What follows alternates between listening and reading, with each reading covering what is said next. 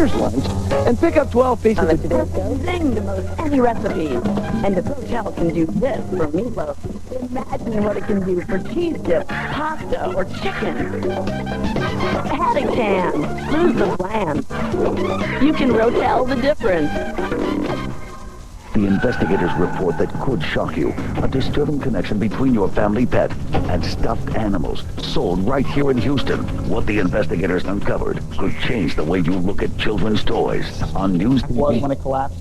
We have been told that it was about 4 stories tall. In preparation for the 5th story, we understand that the limit was regulated just a couple of years ago to 55 feet and 190 feet in circumference. We are a good, I'd say 50 yards from the bonfire collapse, and it's only 2 stories at this point. But look at the logs in front of me. These are the smaller structure. These are very small compared to the base logs, and we understand that some of them are 3 to 4 feet in diameter. At least 7,000 to 8,000 logs. Look to the left here. You can see all the workings in preparation for the completion of the bonfire. They had a good 7 or 8 days before the bonfire was scheduled to be lighted on the Thanksgiving, the 26th, which is a day before the Texas A&M University game. Kim, you have been covering the story all morning, and so you've been getting bits and pieces of information. Can you recap again for us what exactly happened and how the collapse happened? In a few moments, I'll be able to pull one of the engineers out here who can tell us more specifically what happened here, but let's take a closer look.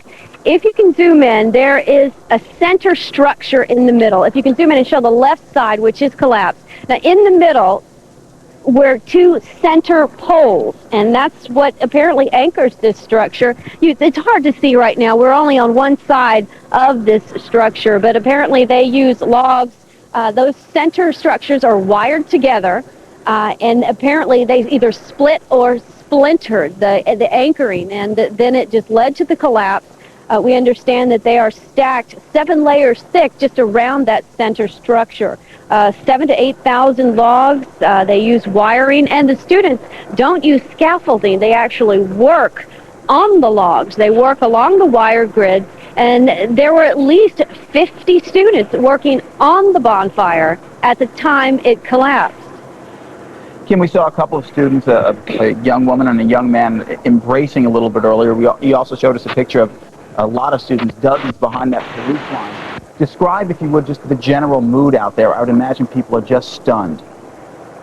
That's a good word. It's not stunned, shocked. It's bland looks, just hollow stares in some situations. I have said throughout the morning there is a lot of hostility directed toward us. I don't even want to be out here. No one wants to be out here for a tragedy like this, but the story must be told, and you know there are hundreds of parents just waiting for that phone call from their family members, the students here at the university. So we need to get this information out. There is a corps of ambulances, at least 5 on the right, and I believe we have experts coming in from the larger county, most likely Houston, with their search and rescue teams. We know for a fact that Austin has an incredible search and rescue team. But again, a very delicate operation. You know they don't want any more injuries involved here. They just set up those white tents a few moments ago for the staging area. But again, we're dealing with 4 lives inside that rubble at this point. 4 people that they're desperately trying to save. Kim, if you can hang on for just a few moments, we do have someone on the phone that we want to talk to, but we want to check back in with you a little bit later. Right now we have Mr. Joe Buser from the College Station Medical Center with an update on some of the students who were brought into the hospital. Mr. Buser, can you tell us how many students are still being worked on at the hospital? Our hospital went on emergency status at 3 o'clock this morning. We've received a total of 13 students as of this time, 2 of which were serious enough to be admitted to our facility. The balance are being treated in our emergency room and will be released home. Mr. Buser, we have been reporting all morning long that those injured, the 2 dozen injured at your hospital and I presume at other hospitals, do not have life-threatening injuries. Can you confirm that, at least for the patients at your hospital? The two patients that were admitted to our hospital are serious, but they are not life-threatening. And what about, do you know about patients admitted to other hospitals in the area? We've been told that there have been 25 injured people from the collapse. You say you have 13. Do you have any idea what happened to the other 12? No.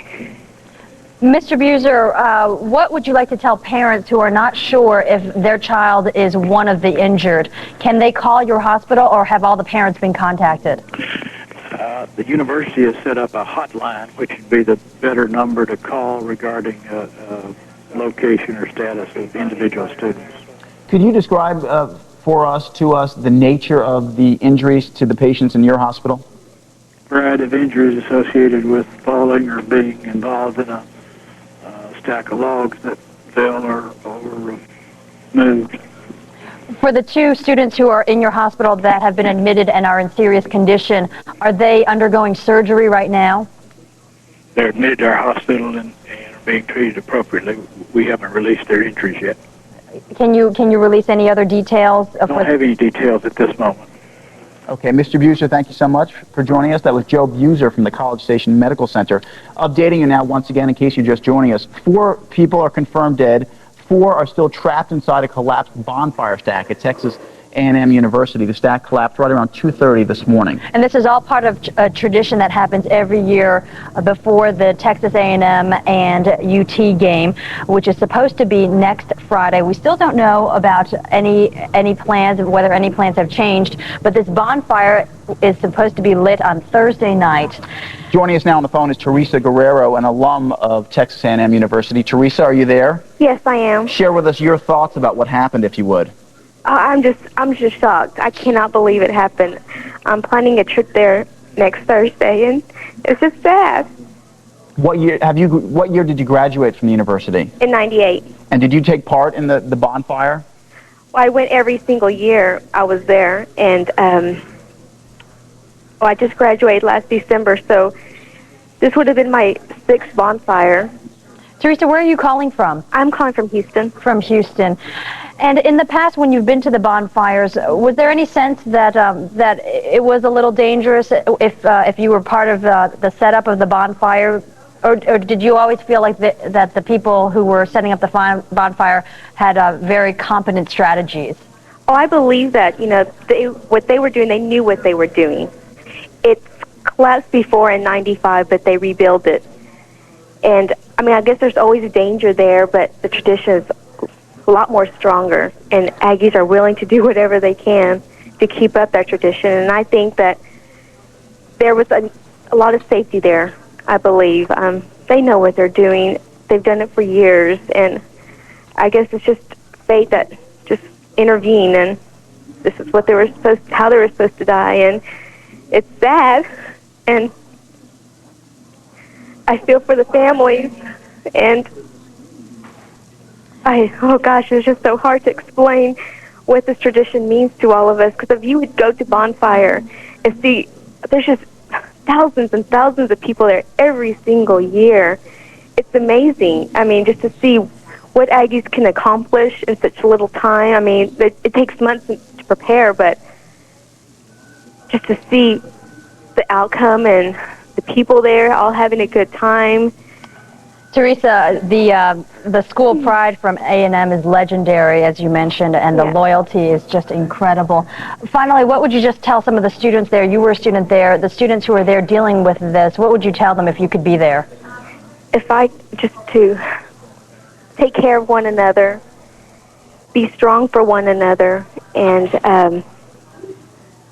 I don't know what else. Just most of all, being there for one another, just like how we are.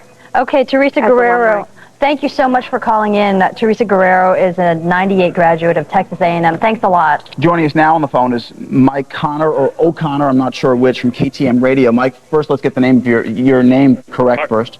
Pardon me? Is your last name Connor or O'Connor? No, Connor. Mike C-O-N-N-O-R. Thank you so much for joining us this morning. A difficult morning, obviously. Share with us what you know about what happened.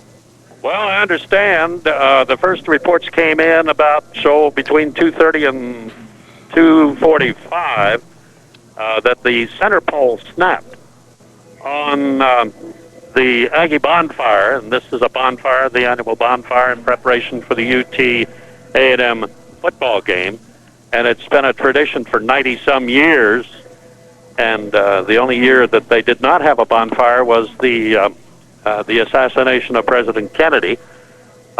They worked feverishly on this thing. This is called Push Week.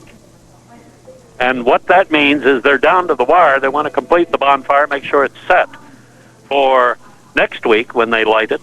And 50 to 60 students were on the bonfire. Apparently the center pole snapped. The bonfire fell, trapped 4 students that we know of, 4 fatalities, trapped dozens of others. 27 have been confirmed as injured, for the most part not life-threatening injuries.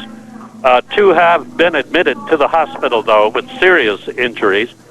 And there are reports now 4 additional students are trapped beneath the fallen logs, and they're being fed or taken care of with IVs until they gingerly lift these logs from atop the students. And but I don't have any confirmed reports there are 4. It's just that unconfirmed reports state there are 4 students still trapped beneath the logs of the fallen bonfire. And they're working feverishly. They've got 3 cranes out there right now. And hopefully these, if there are students trapped under there, they're going to be okay when they come out. All right, Mr. Connor, Mr. Michael Connor from KTM Radio, thank you very much. Let's go back to News to Houston Daybreak reporter Kim Alvarado, who is live at the scene at Texas A&M with more information. Kim?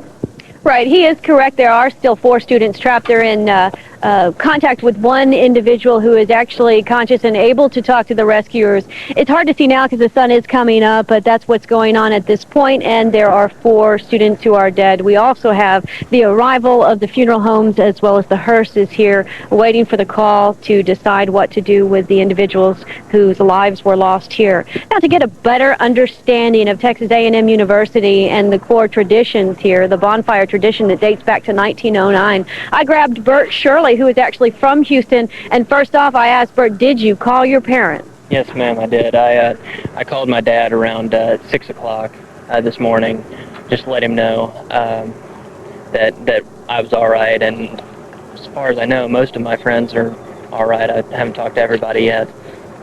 What I'm seeing is a lot of students in shock. What are you feeling? It's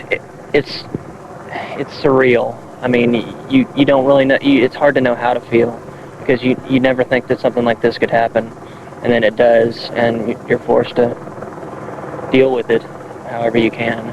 Matt, our anchor, was asking a few moments ago about the tradition. 55 feet is the limit. What do you know of past bonfires? We're looking at, what, 25 feet at this point? Yes, well, they actually had to make it 55 feet after 1969 because that year we got a little out of hand, built a 109-foot bonfire. Almost 10 stories? Over 10 stories, yes, ma'am. And Bert, you were saying there's no scaffolding involved here. How many students, describe what is the makeup and how the students actually work and wire these logs together? Well, it sort of looks like a big birthday cake. That's the best way I can describe it. It's about 5 tiers of logs, and the students actually stand on the tiers of logs to wire them together. You know how it's done. You can probably picture what happened when it collapsed. What do you visualize happened to these students who are on the structure? The bottom of it tilted, and they probably never knew what hit them until it was too late. Do you foresee people being crushed and injured in that way, or? I think so. I mean, you have to imagine the tonnage of several thousand. I mean, these are not just logs; these are trees that we cut down. I mean, they're full-size trees, and just one of those falling on somebody could kill them, let alone the weight of 2,000 or 3,000 of them. And Bert did say that more than juniors and seniors take part in the construction of this. Lots of pots. They're the red pots, the yellow pots, and describe what that means. Well, I'm not exactly sure about the tradition behind it, but it has to do with the head covering that they wear. It's an army helmet sort of thing, but they're referred to as pots. And the different colors denote their different responsibilities. For the brown pots are the engineers, the yellow pots are the safety pots, people like that. They all have different responsibilities according to the color of their pot. Okay, and Bert, I know this is extremely heartbreaking because we know this is the biggest tradition for the campus of the university. To his left, you will see literally hundreds of students in the distance. This is a tradition that defines Texas A&M, and it is called the 12th man. For those of us who played against you in the Southwest Conference years ago, we do know the meaning of the 12th man, but I want you to describe it for our viewers and what that means, because those people, every one of them over there, are willing to grab anything they can and offer any assistance they can. Tell us what 12th man means. Well, it's come to mean a general attitude about your responsibility as a student. It stems from back in the 1920s. A lone student came out of the stands, just a normal student, because the Aggie football team was running out of players. They were just getting too many injured, and he didn't actually play. But after that was over, every student stood in the football stands for all the games. We stand the entire game as a symbol of our willingness to come out of the stands and play if we had to. And what you're seeing now, I mean, we're humans too, and this is just, there's no one who wouldn't want to help, and especially because we're all Aggies and we don't ever like to see any of us getting hurt. We know Aggie spirit goes to the bone, just legacies of students who continue to send their children to Texas A&M University. It's a tragic scene, but we understand the spirit of this university will probably carry them through. We also heard from Dr. Ray Bowen, the president of the university. It is unlikely that this tradition will continue next week. He said it is highly improbable that they will continue with the bonfire, which is extremely disappointing, but you know what we're dealing with here, a tragic loss of life and several injuries for a student body consisting of more than 43,000 students, and that is just a smidgen compared to the alumni and all the people that attend the annual homecoming event. All right, thank you very much, Kim. We're going to check in with you a little bit later, but we're going to talk to a Texas A&M official right now. Thank you very much, Kim. We also want to give out a phone number for parents and friends who want to find out how their child or friend is doing. That A&M hotline is this number. It's at 1-888-777-6676. Joining us now on the phone, as Pauline said, is a Texas A&M official, Tura King. Tura, thanks so much for joining us this morning. Tell us, if you could, what you know about what happened, the latest, if you would. Well, the latest information that I have is there are 4 confirmed dead. We have 2 major hospitals in this area. There were 11 students sent to the College Station Medical Center. 10 students sent to the College Station Medical Center. Of those, 7 have been released. 1 is stable, and 2 are still in surgery. At St. Joseph's Hospital, there were 11 students sent there, and 1 has been released. 1 is critical, 3 are serious, 4 are stable. 2 are in surgery, and 2 more are on their way to the hospital now. We've been reporting all morning long that none of the injured have life-threatening injuries. Do you know that to be true? The only information I have basically is what I just gave you, that there are a couple that are in critical condition, 3 are in serious condition, and 4 are stable. So I would think those would be the most critical injuries at this point. Tura, we know that Texas A&M is urging all of the students to call their parents to let their parents know that they are all right. For parents who haven't heard from their children and they want to know if their children may be at the hospital or may be all right, what would you suggest them to call? Should they call Texas A&M's hotline or call the hospitals? I would say first parents should call the hotline, the number that you just gave out, 1-888-777-6676. First call that number. Your child may not be injured at all. Your child may not have even been at the bonfire site. If you have it confirmed that your child was at the bonfire site and was injured, then they will tell you which hospital your child was sent to, and you can call that hospital for an update. Tura, we also understand that with the tradition with the bonfire, we're looking at pictures right now taken from a couple of hours ago after the collapse. We understand that traditionally it's mostly juniors and seniors who work on this bonfire. Is that correct? Yes, that is correct. But there is also a chance that there could be other classes who may have helped out with the Corps Cadets or with some of the other groups who help out? Right. That is true. There could have been freshman or sophomore students. But ordinarily those students are more involved in the less dangerous activities. And there are safety officers on site all the time to make sure that procedures are followed and that students are not doing anything dangerous. Tora, one final question, if you would. Talk to us about the history of the bonfire as far as injuries. Have there been any serious injuries in the past? There have been injuries in the past. Anytime you get a large number of people moving large logs and handling saws and other equipment, it's like any kind of construction site. There is a chance for injuries. We do. Each student that works on Bonfire cannot be out there at all unless they've gone through a training session.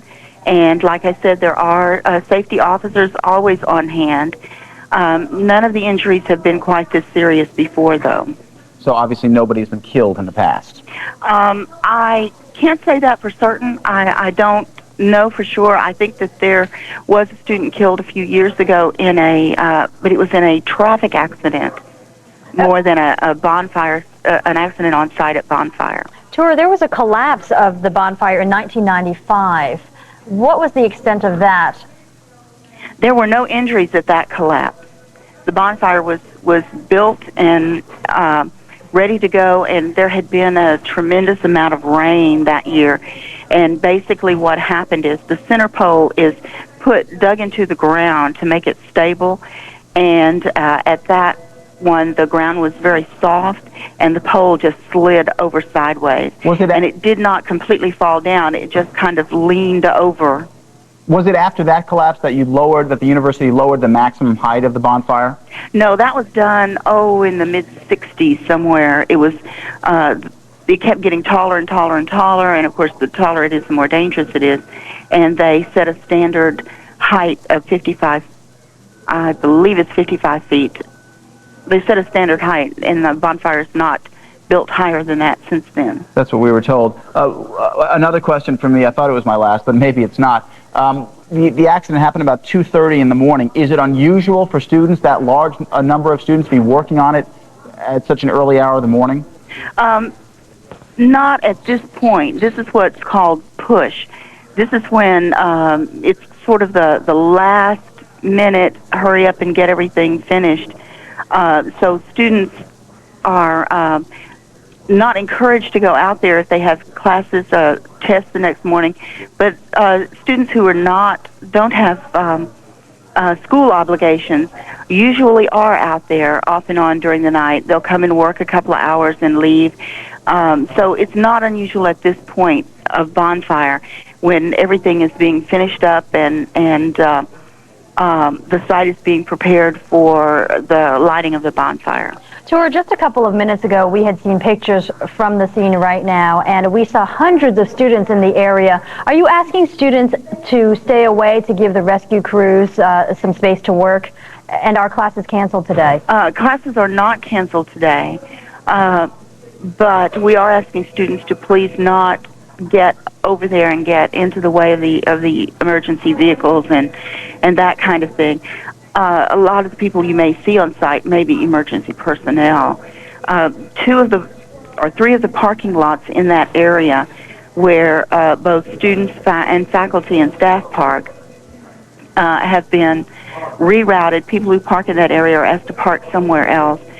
They've been given another parking area where they can park and be bused to their job on campus. Those lots have been cleared to make way for any emergency vehicles that may need to get in and out of that area. Sure, I realize it's very early and the information you're getting is still very preliminary, but as far as you know, is the university comfortable with the response to the accident? Do you believe it was a proper response, that everybody responded the way they should have? Everything that I have heard so far this morning has led me to believe that the response team moved quickly. We have a team in place when things like this happen. Unfortunately, they do happen. Accidents often happen. So anytime anything like this happens, there's a team in place that immediately goes into action. And we work in coordination with the College Station officials, the fire department, the College Station Police Department. The university has its own police department and its own emergency services. All of these work together very well this morning. Everything went smoothly. Everything was coordinated very well, and we moved into action as quickly as possible, and we had like the 800 number set up and manned. We have a room in the Memorial Student Center set up for parents who are here locally, and they're there for getting more information and as sort of a support group for each other. Emergency services worked well. When things like this happen, A&M does, I believe, a very good job of getting people taken care of as quickly as possible. To a quick follow-up, you said that everybody responded as quickly as possible. How quick was it? Do you have any idea how long it took emergency workers to get on the scene? No, I don't. I don't know that for sure. I was not one of the first people called, but I was rolled out of bed at an ungodly hour, and I've been here for a while now, and just answering calls from people on the phone. And all of us, I was not the first person to arrive in our office either, so I'm sure that they, when, as soon as a 911 was dialed, things automatically go into action. I would say it was minutes. Tora King from Texas A&M, thank you so much for your time and for giving us the most up-to-date information. And we're going to give you that phone number again for parents who may live in this area who want to know more information. That hotline number is 1-888-777-6676. And for parents or friends who live in the area or anyone who's traveling to A&M today, the university is asking that you report to Memorial Student Center where they have an area set up. Joining us now on the phone is another graduate of Texas A&M, Roland Martin. Good morning, Roland. Good morning. How are you guys doing? We're doing okay under the circumstances. Tell us, if you would, first of all, when did you graduate from A&M? Class of 91. Share with us your thoughts about what happened. Well, I got a call this morning around 5:45 from my brother, who's a class of 90, my sister's class of 93, and obviously devastating to hear this kind of tragedy. This has been a very tragic year at Texas A&M. Earlier this year, there were several students who were killed just a couple of weeks ago. They were actually students from another university, but an A&M student fell asleep at the wheel while driving. That student was responsible for that. There were a couple other students who were killed, so they were very, very tragic year. But this is something that is major because as it relates to students, it is the most important tradition on campus because it is the one thing that unifies the entire student body. Churro was talking and you heard comments related to what juniors and seniors working, but everyone participates in terms of whether it's providing drinks, providing food, picking up trash. It is a unifying spirit on the Aggie campus, and it's one that's also that unifies the alumni. Unfortunately, this tragedy will now invoke probably the most important Aggie tradition, which is the Aggie Muster, which takes place every April, and that entails honoring Aggie graduates and students who have died in the previous year. Roland, did you ever take part in your years at A&M in building the Bonfire stack? Didn't take part in Bonfire. Obviously, went by, attended Bonfire, knew a number of people who participated in it. It is a effort that is led by the Corps of Cadets, but it involves non-regs, and non-regs are considered students. So certainly wasn't one of those folks, but knew many people who participated, and they talked about how major it was. My brother actually participated on one of the Bonfire cuts, where they actually went out in September, went out to one of the fields and cut the trees and brought those trees back to the campus. It is a major, major effort. Also, A&M set the Guinness Book of World Records for Bonfire when this was built in the mid-'60s. And as I also said, this wasn't the Push Week. Push Week is a 24-hour effort to finish Bonfire where they work on it around the clock. I heard one of the comments from university officials. They said that this may signal the end of Bonfire. That may be very premature because, this is A&M students and alumni are resilient, and they thrive on that. And so it may be premature for anyone to suggest this will be the end of probably the second most popular A&M tradition that garners attention all across the world. You have some folks who actually watch Bonfire on a special satellite feed all across the world. Roland, you had mentioned that A&M really comes together, and unfortunately, in times of tragedy, people really do come together. You had also mentioned that your brother took part in cutting some of the logs for the bonfire. Right. Can you give us an idea of how how strong the structure is and how much preparation goes into it? Considerable preparation. I mean, you have folks who are very experienced at this. You have alumni who have participated in the bonfire who come back to assist. I mean, you have all of the engineers. You have the folks who are very diligent as it relates to stringing the logs together, as it relates to stacking the logs. So they take a lot, and there's a lot of caution when it comes to building bonfire because they understand the importance. First of all, the students don't want to see it fall. Right. So they take that is very serious when they're actually building the bonfire. So you have a lot of folks who are participating in putting it all together with the various ropes, putting logs together, being very diligent, and making sure that the people who are actually building the bonfire are not inexperienced people. They are very clear about the training of bonfire. That is something that is very significant for anyone who even comes near. If you don't have any training, they don't want you even near the perimeter. That's one of the reasons why they have the hats, not only to signify those in leadership positions, but it also signifies the experience. And so if you are someone who walks up there and you don't have one of the pots on, they want you as far away from the bonfire as possible. So you're talking about months of preparation for this.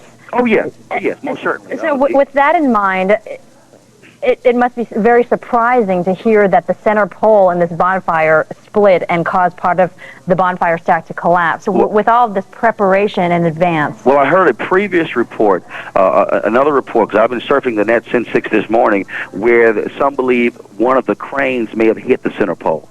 No, so right now there's a lot of speculation as to exactly what happened. That was one of the theories. The other theory was either the center pole snapped. Once again, remember the bond 1995 or 94 when it swayed and actually tilted over because of the rain. So you have that problem as well. I mean, once again, you're dealing with a 55 to 60 foot structure that involves logs. And any number of things can happen. I mean, how many? As managing editor of the Houston Defender, I've covered stories where buildings have fallen, and so you have structural problems there. I think it's once again that's an initial report, and as a journalist, it may be a bit premature to actually believe that this is exactly what happened or what took place because they really haven't made that determination yet. So there are several reports out there in terms of exactly what happened. Sure, and we're still getting bits and pieces of information from the university. Roland Martin, thank you so much for joining us, a 91 alumnus of Texas A&M. Thank you very much. Joining us now on the phone is another Aggie, Tom King of the class of '86. Good morning, Tom. No, we don't have Tom. We thought we had Tom. While we're waiting for Tom, why don't we just quickly recap what happened about 2:30 this morning. The bonfire stack at Texas A&M University collapsed. 4 people are confirmed dead. 4 the last time we were told, were still trapped inside the bonfire. Now we do have Tom King from the class of '86. Is that right, Tom? Yeah, class of '86. Class of '86. Where are you calling from, Tom? I'm calling from Houston. You know, a lot of people forget that this is the 91st year of bonfire. The only time we haven't had bonfire was during the Kennedy assassination, but we have had people killed on bonfire before. Approximately, it was either 92 or 1982 or 1983. There was a student that I believe was involved with drinking. He was sitting on the front fender of a tractor trailer out in the woods as it was driving. It bounced, he fell in front, ran over him, and killed him. It was a pretty devastating thing, and that's when they really cracked down on all alcohol and all safety training. And I mean, I can remember going through safety training. It was extensive. It's a massive effort. I'll bet 8,000 to 10,000 students at that time. About 1/6 of the student body was involved in building bonfire, which is a huge effort because you're up at 4 in the morning. You're up in the dark, you're with chainsaws, everyone has different color hats on, or hard hats signifying the amount of experience you have. So by the time I participated in it in '84 and '85, the training was very extensive back then, and I'm sure it hasn't even backed off since. Given the amount of training then, Tom, are you surprised that this happened? Yeah, when an organization has a 91-year history, you usually learn from something every year. And not to tout our engineering experience, but a lot of the engineering department is actually involved in what's going on. You know, in 91 years, are you going to have some type of problem? Sure, it doesn't. I don't think we've had much rain this fall, so it wouldn't seem like there'd be problems with the grounds, but it is a dangerous effort. It's not a tradition that should be discarded lightly. There have been problems in the past.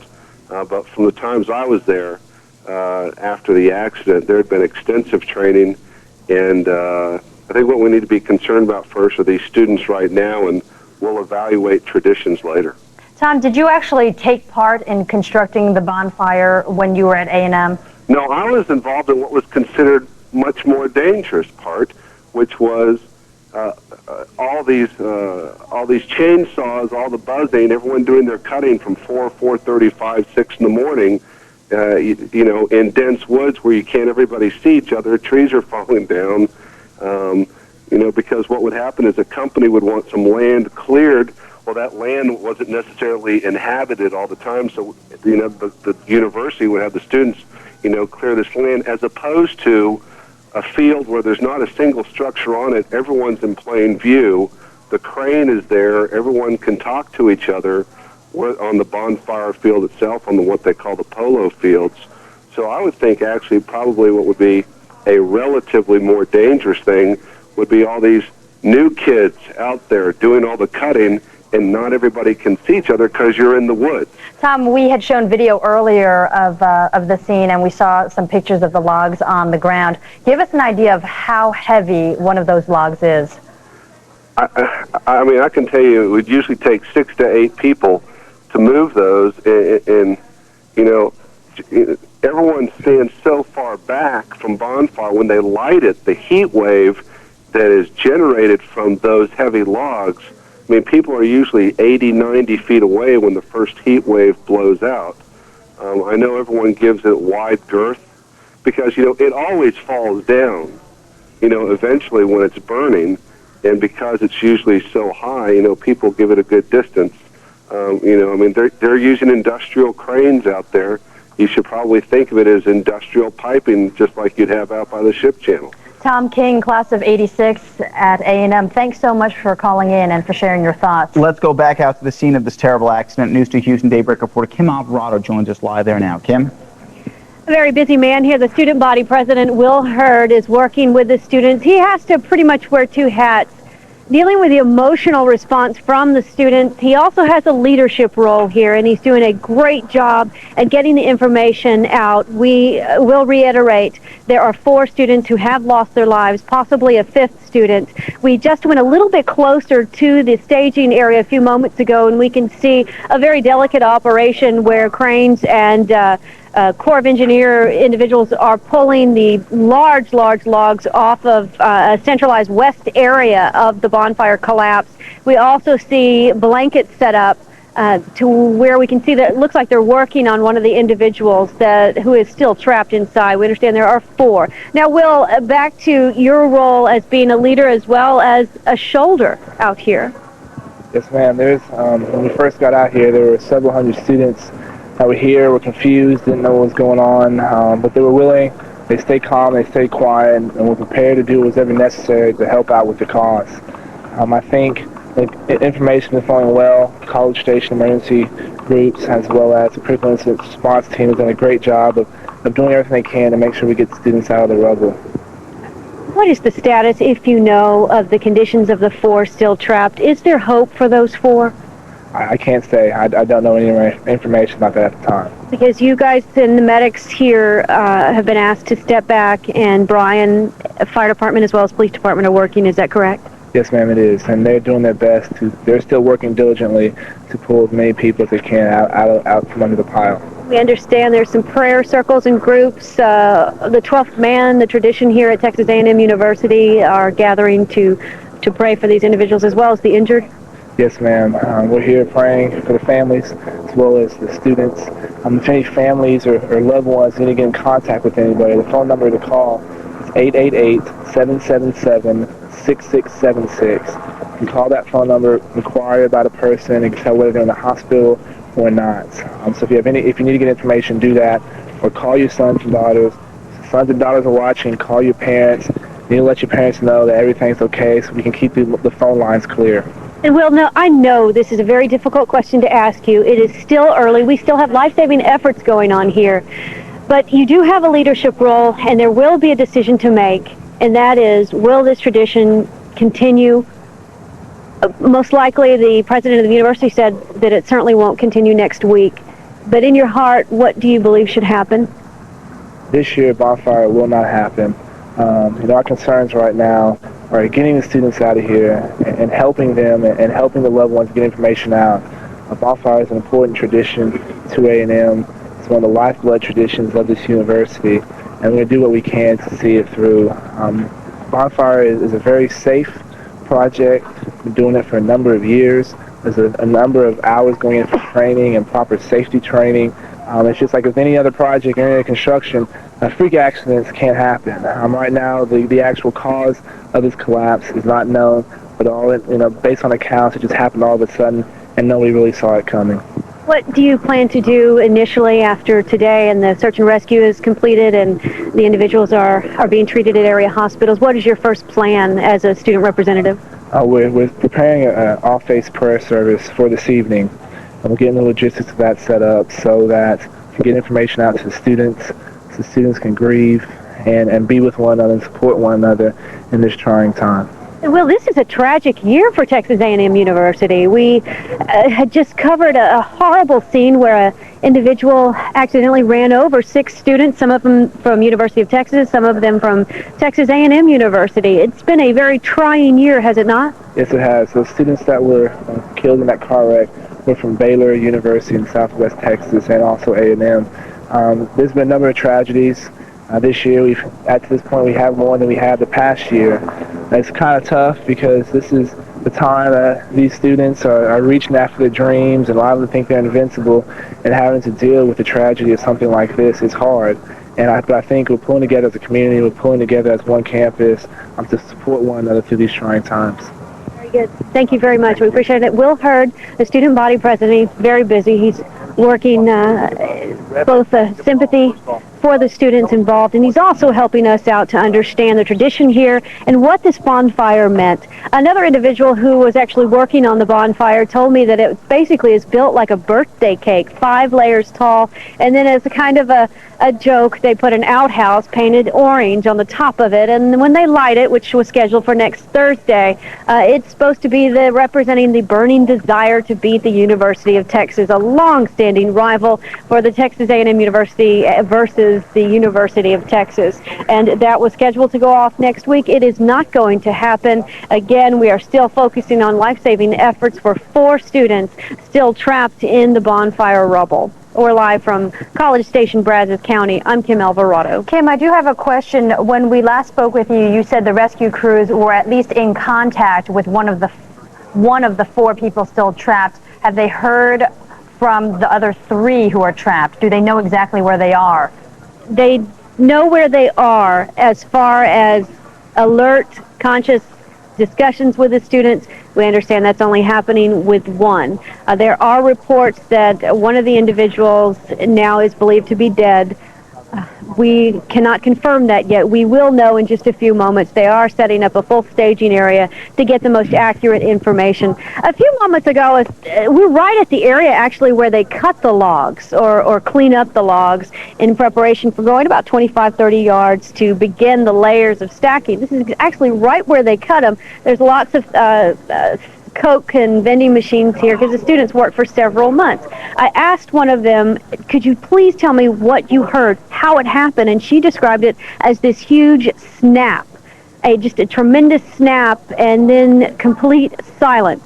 Well, they were cut off from talking to me anymore because what they hope to do is not to put out wrong information. And I was hoping to get eyewitness information, but they stopped short and said, we don't want all the students talking. We're going to select 1 or 2 to offer to the media to give eyewitness descriptions so that we can get accurately what physically happened around 2:38 last night here at the polo field of the university campus.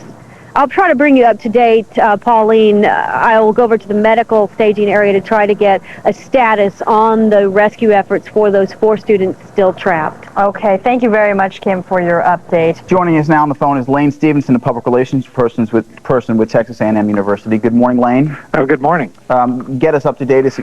Get us up to date, if you would. What is well, the latest? I don't know that I could add anything. I was listening in to the interview. Of course, you have a person on the scene. I'm across campus at our at our office here, we have people on the scene too, but I haven't been in telephone contact with them for the last few minutes.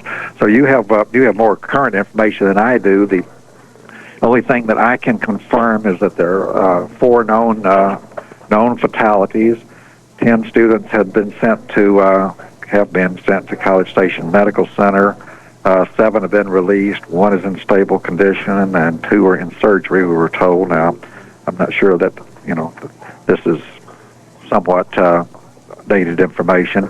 The other major hospital in the area is in Bryan, St. Joseph Hospital. Told that 11 students were sent there. 1 released. 1 is in critical condition. 3 described as in serious condition. 4 in stable condition. 2 in surgery. And at the time that we got this information, 2 more were en route to St. Joseph Hospital. I'm sure that this information is several minutes old by now, so I'm sure that they have arrived. And of course, I was listening with great interest on your report of the number trapped in the pile there, and I can't confirm that, but I'm sure y'all have good on the scene information. Well, Mr. Stevenson, what can you tell parents who are following our coverage? Well, I mean, the main thing that we want to tell parents, do you have the latest number for concerned parents to call in? We have a toll-free number, 1-888-777-6676. That is the number, and that is what we're telling parents right now. Now, some parents have already started assembling here, and we have a room for them to assemble in over in the Memorial Student Center, room 145, and there are university staff over there. The other thing that we're doing is trying to encourage all students up here to contact their parents to help alleviate any concerns. That's another way of getting the word out and assuring the ones that are safe that they are. Mr. Stevenson, if you would talk to us on a personal note, your thoughts about this terrible tragedy? Well, it's obviously just we're still trying to come to grips with it. It's just that it's a terrible tragedy. This is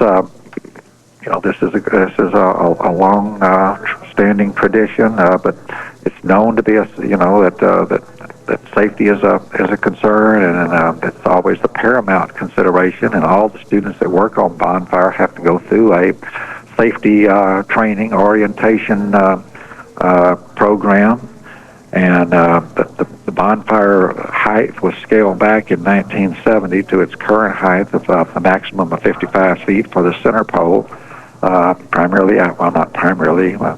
Definitely out of safety concerns, because it had reached proportions in the 60s where it far exceeded that. In fact, it was 109 feet plus in 1969, and the decision was made that was much too much. Mr. Stevenson, this has been a very tough year for A&M. Yes, it has. Just a couple of months ago, several students were killed along the roadway near the campus. Some students from your university in Baylor and Southwest. Right. And then now this has happened. How does the campus come together and try to get through something like this after just coming off another tragedy? Well, of course, A&M is a family, and it's a close-knit institution, despite the fact that we're as large as we are, for over 43,000. But there's that intangible called the Aggie spirit, and it really comes into play at times like this. Mr. Stevenson, we are being told to urge that only parents use that 800 number. That's correct, right. Very, very definitely. Our concern there is to help alleviate any fears and concerns that the parents have. So, yes, we would very much request that 188 number be restricted to parents calling in. Mr. Stevenson, is it safe to assume that all of the students who have been sent to the hospitals, their identities obviously are known, so is it safe to assume that their parents are being contacted or have been contacted? Well, I mean, that would seem to be a valid assumption. I cannot tell you that of my own knowledge. I know that we are not releasing any information regarding names of either the fatalities or the deceased. Not only not releasing, I don't have it at this point. Of course, we have also people over at the Bonfire site. I'm located across campus from there, but no names have been released by the university, officially at least. Mr. Lane Stevenson from Texas A&M University, thank you very much for joining us. Joining us now on the phone is Brad Adair, another Aggie, the class of 76. We are, of course, getting a lot of calls from graduates of A&M trying to share with us their thoughts, their emotions, their sense of terrible loss after this accident. Just in the past hour, we've had several people call through from all different classes saying they're just shocked at how this happened and that this actually happened. But they, like Mr. Stevenson said, they said they are a family and they all come together. Absolutely. Brad Adair, are you there now? Yes, sir. You're the class of 76, I understand. That's correct. Did you work on Bonfire when you were there? Yes, sir, about 4 years. Was it a good experience for you? Yes, sir. The camaraderie is just, it's something that you'd have to experience to understand. The safety measures that are taken are overwhelming to me.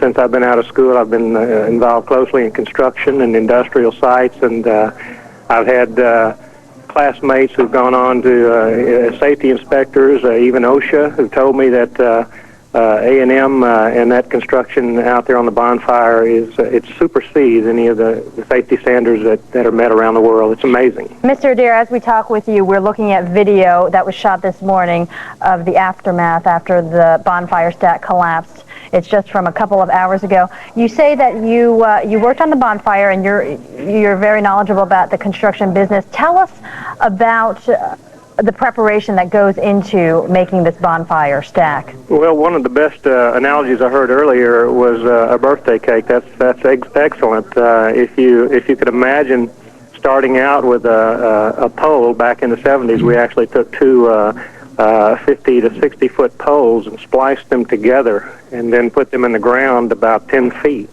So this pole is standing straight up, and of course its guide at the top and at the midsections, 4 different directions. So this pole is erected for the purpose of being the principal support for all of the trees that are leaned against that thing all the way around. And I can understand what could happen if that pole were to snap, because everything depends upon that center pole. At some point, of course, the entire structure is pretty much self-supporting. But in the early stages, that pole is bearing up a great load, and I'll be interested to know where exactly the pole snapped and what the circumstances were. But I can tell you this, A&M, the safety is unbelievable out there. Brad, were you ever nervous when you were working on it, or did you know people who were nervous working on it? Well, yeah, for me, I had experience climbing poles prior to going into school, so they grabbed me up real quick and had me up on top of these poles. For me, it was a nervous thing only because of what is below you. I mean, it's one thing for example, an HL&P lineman to be on a pole and look down and there's soft ground all around, but another to look down at poles that are sticking up. It'd be like working over daggers or something. So that in itself did make me a little nervous. How strong is that center pole that we've been talking about, the one that we're reporting had snapped? How strong is that center pole, and how big is it? Well, of course they use full-blown telephone poles, and these are as large as you can get in diameter. Probably, I would say at the base, probably 24 inches in diameter. And these poles are actually spliced together with ropes and bolts and so forth at the center sections to make a long pole. And then these poles are guyed, as I said. They're cabled down to the ground at its midsection, 4 different directions, and then at the top. And I mean, it would be as strong as any radio tower, for example, you'd see around Houston. It's done in the same way. Brad Adair from the class of 76, another Aggie who has called in. Thank you very much for calling in and sharing your thoughts. This would probably be a good time to recap. It's 8 o'clock, right on. Problem. Mr. Armstrong, looking at some of the pictures that we saw earlier, right now we are looking at pictures from a couple of hours ago, right after the collapse, which happened at around 2:30 in the morning. And the structure is about 4 stories high. And we were told that the logs from some alumni who have worked on bonfires in the past, they say the logs are so heavy it takes about 6 to 8 people to carry a single log. And we were looking at pictures earlier once the sun came up and saw exactly how the collapse looked with part of the bonfire stack collapsed. With the logs being so heavy, and you say you have to evaluate how strong the structure is. In a case like this, would you have to pick apart log by log to try to get to the people underneath? Right. It would be very difficult with that type of structure because it's not actually built like a regular building. So it'd be like a giant pile of pickup sticks. You know, everything that you move could potentially move another log. So it could actually cause, worse damage to the trapped victim. So, structural engineering and technical expertise would be, most valuable. And I'm sure that since the Texas State USAR team is their urban search and rescue team is in A&M, they're using some of their assets as well. Yeah, it sounds like you're absolutely right, Mr. Armstrong, that technical expertise is of utmost importance in a situation like this because, of course, rescue workers, or I would imagine at least, would never have trained for something like this. No, we don't train for a collapse of that nature. We try to train for structural collapse, but this particular incident is, it's kind of odd. One of the words that was used to describe the bonfire is that it looks like a birthday cake. You have 2 center poles and then the logs stacked around it. Is this much more complicated than trying to get into a collapsed building? Yeah, it would be, because every time you move one of those logs, you're going to have a reaction from some of the other ones simply because of the nature of their shape or their round and the way they're built. Obviously, speaking from a purely an observer standpoint, just looking at the thing, every time you move one of those logs, you could have a potential secondary collapse. So it would be real difficult to ascertain how severe that collapse zone would be. And obviously, they're trying to get to these people as quick as possible, but it can be a long, tedious process. Lanny Armstrong of the Houston Technical Rescue Team, thank you so much for joining us and sharing your thoughts this morning. And as we had mentioned, there are 4 people still trapped underneath that bonfire structure. And Kim Alvarado, our reporter on the scene, had said that the rescue crews are in contact with at least one of those people trapped underneath, and they're giving that person IVs and talking and making sure that person is still alert. We would like to check in with her a little bit later, but for now, we are going to go to Ray Hernandez, who is another Aggie, one of many who have called in, and he's from the class of '94. Good morning, Mr. Hernandez. Good morning. How are you doing this morning? We're doing okay under the circumstances. Are you calling from Houston? Yes. What was your first thought when you heard about what happened? In shock. I got a call about 5:30 this morning telling me about what happened from a friend of mine, and immediately turned on the news and just couldn't believe what I saw in front of me. Had you worked on the bonfire when you were there? Yes, I worked on 4 years when I was there. What was your experience? Was it a good one, and were you ever scared when you were working on it? Well, I think it wasn't really fear that I would call it. I think it's just the first time ever doing something like this. It's kind of like riding a roller coaster for the very first time. Then once you get by that and get used to it, it's a thrill. Never at once did I feel I was in danger because I had so many people around us, so many experienced people, that it was just something that you always want to go and do. You always want to take part of it and be a contribution to it. I obviously had never worked on the bonfire and never really seen anything quite like this until I got here. So share with me and other people like myself who aren't familiar with it, exactly how was it done? How are the logs joined and how are they raised? Well, what happens is, everything's focused right now on the center pole, and that's really probably where they should start looking at what happened. Probably around October, they will bring in 2 very large trees that have been trimmed and cut properly, and they'll actually splice them together to attain the 55-foot height they need. So they're imagining these 2 large poles put together. Then the pole is placed into the ground, and then it's held in place by 4 guide wires. It's built in the shape of a square, and those are called perimeter poles. And the purpose of that, of those poles and those wires, is to keep the pole in place and not to have it shift when the logs are starting to be placed around it. Then what's going to happen is you're going to have these, they wouldn't call them sticks, but they're almost like plywood boards. They're a little bit thicker and sturdier. And those will be hammered into the center pole in a crisscross manner to have the beginning of stability to start standing on it. And then what will happen is the logs will be placed around in a manner that you're going to start stacking them, and then you'll have somebody come in and wire them. And the fashion how they wire them it's not unique, but it's just very different than what you would do in a traditional structure, in that you have somebody in what they call swings. Basically, it looks like a big swing, but it's actually attached to those wires and to the center pole to give you some stability. So you have one person on the top of the pole placing it in, and you have one person actually on the bottom of the pole holding it down, and then you have those two people wiring them in, and that just continues all the way around until you complete the first stack. Once you have enough room on the first stack, then you have people going and starting to do the same thing on the second stack. Obviously, the first stack gets wider. You have more room to work with in the bottom, and so on. And it keeps going in that manner until you've built the 4 major stacks. What concerns me, I think, is that when you mentioned the trapped students, is along with that going on with the bonfire, people on top of the poles on swings, people on the bottom holding the poles and the trees and the logs in place. You have crews of freshmen, seniors, anybody who wants to go out there, bringing the logs from outside of the perimeter into the stack and having it pushed up so a swing person can come around and get a hold of it and put it where they need to.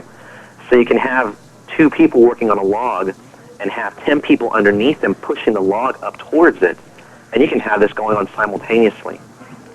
Ray, I'm trying to picture everything as you're describing it, and then I just realized that this happened without any sunlight, and it happened at night. And in a situation like this, it seems like it would be easier to understand how a collapse like this happened if there was sunlight. When you were there, were you working around the clock all night?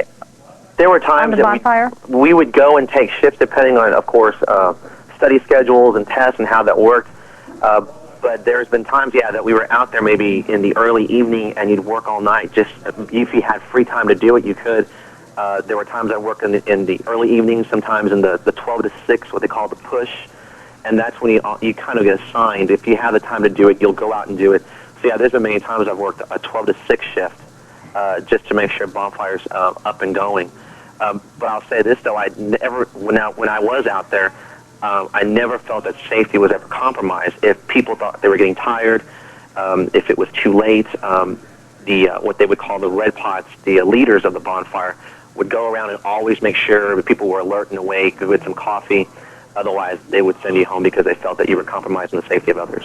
Ray, back to your very precise description of how the bonfire stack is erected. How steady is it? Does it shake? Does it waver at all when you stand on it? No. What they do is the actual seniors, the most experienced people, seniors and juniors, will be the first people out there putting the logs in. So they're going to ensure that your base is sound and that you can work from there. I mean, otherwise you would have a shift and something you saw similar in 95 when the ground gave way. But that's something they couldn't control. So they have a lot of control how it starts.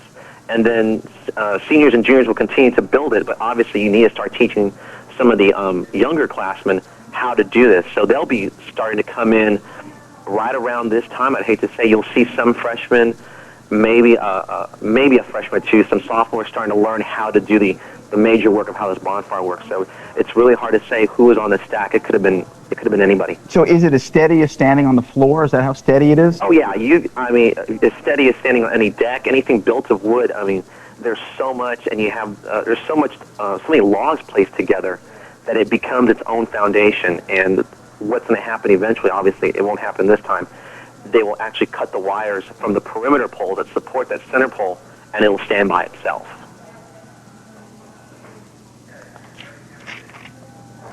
Ray Hernandez from the class of 94 in Aggie, and he called from Houston. He joined us on the phone. Thank you very much for calling in and telling us your thoughts all morning we have been getting a lot of phone calls from a lot of alumni from Texas A&M, very concerned and very shocked about what happened. And many of them, almost all of them that we've talked to, have had some sort of experience building the bonfire stack, whether it was actually the construction of it or cutting down the logs before constructing it. Yeah, probably a good time also to give out that number again. The information hotline for parents only, please. 1-888-777-6676. Once again, the information hotline being given out by Texas A&M officials for parents only, please, so as not to clog the line. 1-888-777-6676. A brief recap for you now. At 2:30 this morning, the bonfire stack at Texas A&M collapsed. Right now, we know that 4 people are confirmed dead, 4 remain trapped under the rubble of the collapsed bonfire, and 24 are in the hospital. 10 were taken to College Station Medical Center, 7 were released, 2 are in surgery, and 1 is in serious condition, and 11 students were taken to St. Joseph's Hospital. 1 is in critical, 2 are in surgery there. And as we speak, there are still 4 students who are trapped underneath the bonfire which collapsed. And rescue crews are on the scene at that bonfire stack trying to get to those 4 people who are trapped. We do understand that they are in contact with one of the students, talking with that student and giving that student IV. And as far as the 3 other students, Kim Alvarado was telling us earlier, they believe they know exactly where they are, but they have not heard from them, have not been able to contact them in any way. Clearly that does not sound good, but emergency workers are on the scene and doing everything they possibly can. And what we are learning from our coverage all morning is that the center pole at the bonfire had snapped, and those center poles, we are told, are full-blown telephone poles, and somehow one of them snapped, which caused part of the bonfire stack to collapse. Right now on the phone we have Cindy Garza, News 2 Houston reporter Cindy Garza, who is here with more information. Cindy? Well, Pauline, actually, I was going to talk about the tradition of the A&M bonfire and the Texas game. Now, they obviously do this every year for the Texas game, and the Texas game is scheduled. We're playing in A&M next Friday morning, and usually what happens is the A&M students get together about a week or 2 in advance to start building this bonfire. It's a huge tradition. I mean, every year they do yells and they start building for weeks at a time. So they stay over there all night long to watch the bonfire. There's actually a crew, as A&M students will attest, that what happens is they get there and they sit out there all night and watch it. And they start building for 2 weeks in advance. It's a huge deal every year.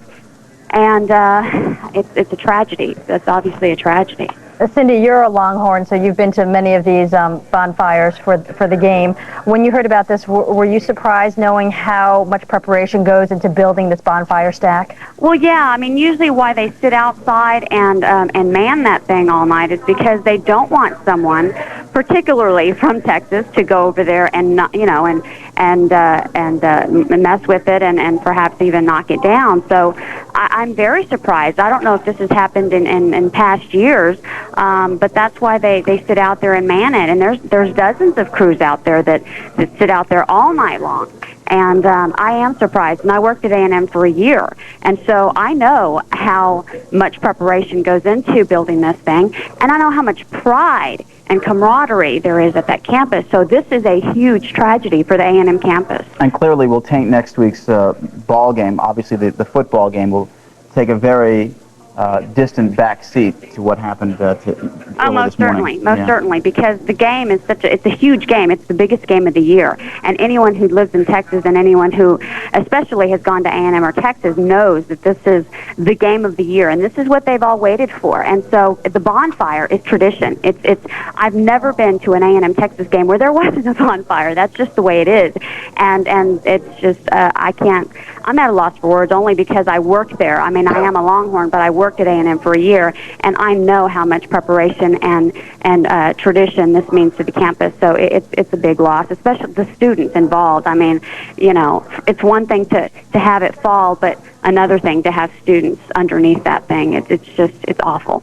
As Cindy mentioned, this is a long-time tradition. It's about 90 years old, and the only time that they have not had a bonfire was the year that President John F. Kennedy Jr. was assassinated. It'll be interesting to see if they have it this year. Cindy, obviously very preliminary, and you're not privy to any inside information, at least not yet, but do you think the bonfire will go ahead as planned next week, or do you think it'll be canceled? You know what? I think it'll be canceled. It has to be. I mean, well, and taking that back, I mean, there is so much pride and camaraderie there that they'll probably build it again, but there will obviously be a damper on the entire game next week, no doubt about that. Absolutely. And, yeah. Okay, Cindy, thanks so much for your thoughts. And just to recap for you right now, at around 2:30 this morning, the bonfire stack at Texas A&M had collapsed. 4 students were killed, and more than 30 people were injured. Right now, as we speak, 4 students are still trapped inside. We are looking video right now of some of the rescue crews from earlier this morning. After the sun came up, we could see a little bit more of the damage, and one whole side of the bonfire had collapsed. What we're being told is that the center pole had snapped, which caused the collapse. And students were working around the clock. Many students were on the bonfire structure itself when it collapsed. The maximum height of the bonfire is now 55 feet. It has been 55 feet since 1970. Prior to that, it got up as high as 110 feet in 1969. But after that, the university restricted the height of the bonfire stack for safety reasons. We are told that when it collapsed early this morning, it was about 40 feet, if I remember Kim correctly. Who just need a little support. Can you talk a little more about that? You know, when an accident happens, I think it catches people off guard. And when you have someone, you know, you're coming to a hospital, it's a crisis situation, you know, something horrible has happened. It helps to have someone to talk to and to work through the emotions that you're feeling. And we have a very highly trained staff here that are what you call certified clinical pastoral education specialists. And they are trained to deal with helping people in times of tragedy and times of need. And, you know, that's probably the side of the care that a lot of people tend to forget. And so we're real glad that we're able to have that here and be able to provide that for the families. Angela, as an Aggie, and it may be too soon to answer this question, but as an Aggie, you've been involved with this tradition. After something like this has happened, is it your opinion that they should they build this thing back up and do it for the game on Saturday, or should they let it go? What's your opinion? My opinion is that they shouldn't burn Bonfire this year. It'll be and I don't think they intend to. I don't think they will have the rebuilding efforts they did when in the past when Bonfire has fallen early. This will be the first time Bonfire has not burned since JFK was assassinated. But I think at this time, the area needs to be taped off as a potential safety hazard, and we just need to do what we need to do for the families of those that have been injured. Angela, thank you very much for your information. I keep saying that the game is this Saturday, but it is in fact next Saturday. That's Angela Clendenin from St. Joseph's, and she brought us up to date on the number of students at the hospital there. 6 have been admitted in varying conditions.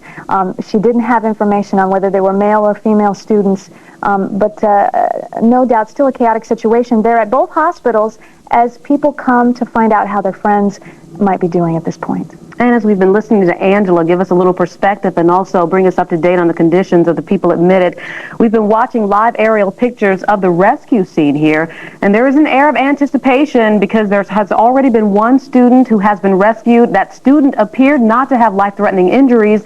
They're also working on a second student at this hour. Bob Stolting is in Air 11. He's been bringing us up to date. Bob, still not too much progress on the second student yet. Not a lot of progress, just slow and tedious. They're continuing to work down there, and we don't know whether they're going to be able to bring this person out in just a matter of minutes, or it may be a matter of hours. We just don't know. They have so much debris down there that has to be moved one at a time, very carefully. They got to make sure that with each log that they move, that it's not going to cause something else to fall. So you can rest assured that they want to get these people out as quickly as they can, but they have to take this very, very slowly. So it's just a tragic situation and a very tedious situation that these people have to work on under here. Bob, I think we should back up for a moment. No doubt there will be many stories of heroes from this. This collapse happened many hours ago, sometime between 2 and 2:30 in the morning. And as we understand it, some 50 to 75 students were working on it or near it at the time. And the scene, there must have been many rescues going on immediately after the collapse. We can only assume that that's what happened. This, as I think other people said, is push week. This is a week before the bonfire is lit, where there is a very concentrated 24-hour-a-day effort to get this bonfire built. So we've heard reports as many as 75 people may have been on the stack, but there were probably literally hundreds of people that were on the ground and around the area working and doing the jobs necessary to get this constructed. So I'm sure that upon the collapse there were many, many people assisting, and probably a good reason why more people weren't more seriously injured. But as you see there, we still have up to 4 students that may be underneath the stack there that they're trying to get out from underneath here. And Bob, we've mentioned throughout the morning that you yourself are an alumnus of Texas A&M University. You have worked with other students to build this bonfire. How unusual is it that students would have been on top of the bonfire at this stage in the construction? Oh, absolutely not unusual at all. They start by placing the center pole, and then the stacks are started at the bottom and built all the way up to the top till they finally put the outhouse on top of the stack. And until those times it's done, where it's completed, they're out here all the time, and they're on the stack, and it is students that do this. Bob, take a look out there for us. We are getting word from the ground that there is a prayer circle that may be forming. So take a look for us and see if you can find that at some point. We understand a prayer circle has formed. It may be students and also some other folks there. There it is. We can see a prayer circle forming. Yeah, right there. And we've seen students coming in here. Now, we know that the university has asked students to at least try to stay back so that the emergency workers can take and do their job. But this is certainly a tragedy, and I know that all the students, all the community here is grieving for these 4 students that were killed. So this is just a very tragic situation. Absolutely. Absolutely, Bob. And we're already seeing students coming together to mourn together, but also to comfort those students who have lost their colleagues in this terrible tragedy. Deb Grant is a chaplain there at Texas A&M University, and she is joining us live on the telephone to talk a little bit more about that angle of the story. And that is, Deb, that a lot of people are going to be grieving in the next few weeks to come. Deb? Yes. This is an incredible tragedy for this kind of campus. It's a very tight family, so any tragedy is felt very deeply by the entire student body. We've been hit by other tragic accidents this year as already. The campus has been reeling from some traffic accidents, and so this is really incredible. All right, Deb, as you mentioned, there has been tragedy that has struck the campus in the last few years. Tell us a little bit about the support systems that are in place when things like this happen. What are you going to do in order to help those students who are grieving? This university has an incredible response team. They have a critical response team out of the Student Activities Office. That's a large team of members of the Student Activities Department, Counseling Center, Campus Ministers Association, that respond very quickly to take care of families, to get the right information out, to communicate with the student body. So that's certainly the first immediate arm and leg. This is a campus with a lot of strong student groups, and they take good care of each other on the most part. Those students that are connected to those groups will be finding comfort in those groups. I'm sure that there will be services and memorials, and a variety of prayer vigils in the days and the weeks to come. Deb, I know that parents might be watching you this morning and watching the scene here. Do you have any words for them as they watch what's happening here live on television?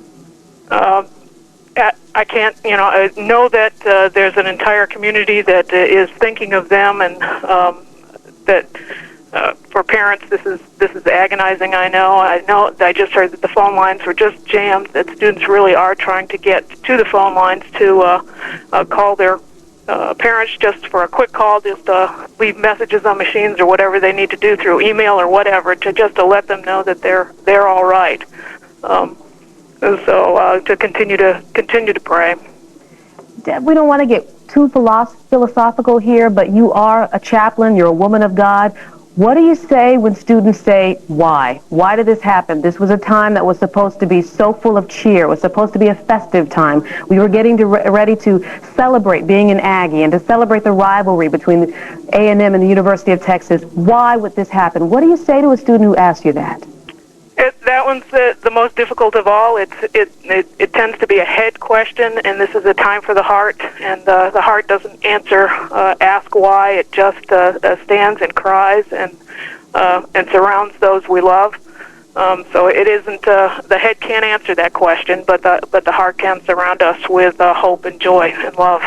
And it appears that that's what's happening right now. Deb, how the prayer circle? Who is leading that at this point, and what will happen in that circle? The student leadership here is extraordinary, so I would imagine that's being student-led, that happens on a regular basis here. And Deb, even as we're watching students come together with faculty members in this case and praying, we understand that shortly after this tragedy happened, there were counselors there on the scene. Is that still the case? Yes, yes, it is. Okay, so counselors are there. Are these members of the faculty or members of your staff? Or where are they coming from, and what are they doing right now? There's a broad level of counseling help. There's a counseling center here on campus, and the critical response team coordinates the other trained counselors to be on staff in these situations. So there is help available for students who have gone there, have discovered what has happened, or has heard it through the grapevine and are grieving now. There is help there at the scene. Yes, and they're directing people to room 145 at the MSC to find out any other information. They have a list there of the injured if somebody needs to check to see if the injured, the names of the dead have not been released. All right, Deb, that is Deb Grant, chaplain there at Texas A&M. We thank you very much for joining us this morning and to help us come to grips with this tragedy. We have on the telephone also right now Captain Lanny Armstrong. He is with the Houston Fire Department, as we understand. And Captain Armstrong, can you update us on the rescue efforts as they're going on right now? Okay. It appears that we've lost Captain Armstrong, but this is something that I'm certainly interested in. We have been watching it as it happens, and we know that rescuers have been able to talk with the victims and communicate with them, but it will be very interesting to hear further details about how the rescue effort has been going on, what's been going on through the minds of rescuers, and what their focus really is at this point. This has turned into a very long, very deliberative process. In fact, this happened 6 hours ago. One student has been recovered from beneath the rubble of the logs. They are working very hard right now on a second student and have been able to establish conversation with perhaps two more. Dan Garcia has the exact figures on that. He's on the ground there in Bryan College Station. Dan, what can you tell us? Well, it's a very, very sad time here. There are many, many folks who are here. They're very upset about what's gone on here this morning, and they're just trying to deal with the rescue effort that is currently underway and just hoping and praying that the students who are still trapped will get out of there, and hopefully with very few, if any, injuries at all.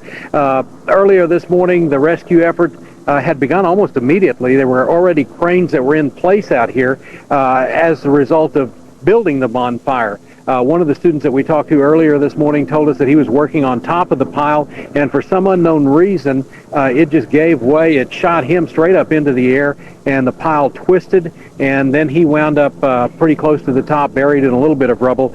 He only sustained a broken nose and a broken arm and was rushed off to the hospital. There were about 25 other students who were taken to area hospitals. Their injuries, for the most part, not believed very bad. There were 3, however, who are in critical condition this morning. There were a couple of other people who were rescued out of the pile about 2 hours ago. Their injuries not believed very serious at this time. Now, there were 4 people who did die in all of this, and right now they're working very, very hard to get the remainder of the people out there. It's not known exactly how many people are under there, but it's believed there could be anywhere between 2 or 3, possibly up to 5 others still buried under the rubble. But the rescue effort definitely will continue until they're very sure that everybody is out of there, and they want to make sure as they go through this operation that they don't do anything to cause another shift and collapse. So right now it's a very tedious process of pulling each one of those logs out one at a time, and Tanya, it looks like this is going to go on for probably another several hours at least until they're sure that everyone is out of there safely.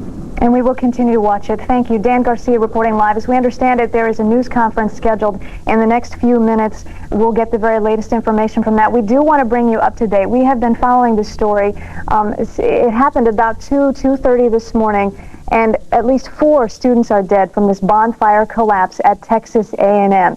Between 25 and 27 students were hospitalized. Some others may have been injured. As we understood it, 50 or more students were on top of the bonfire construction when it collapsed early this morning.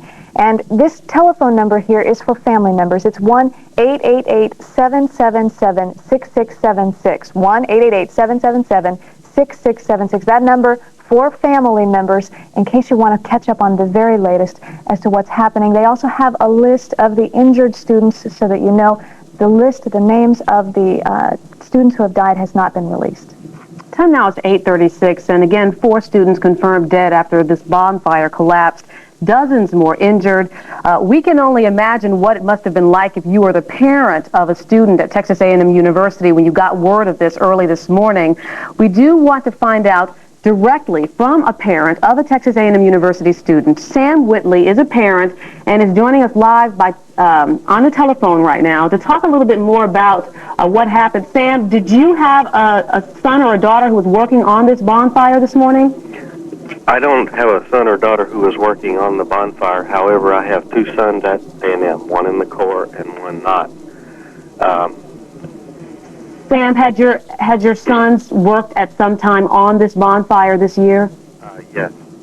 My oldest son is in the Corps and has been on bonfire cuts quite a few times. I was with him a couple, 3 weeks ago on father-son cut.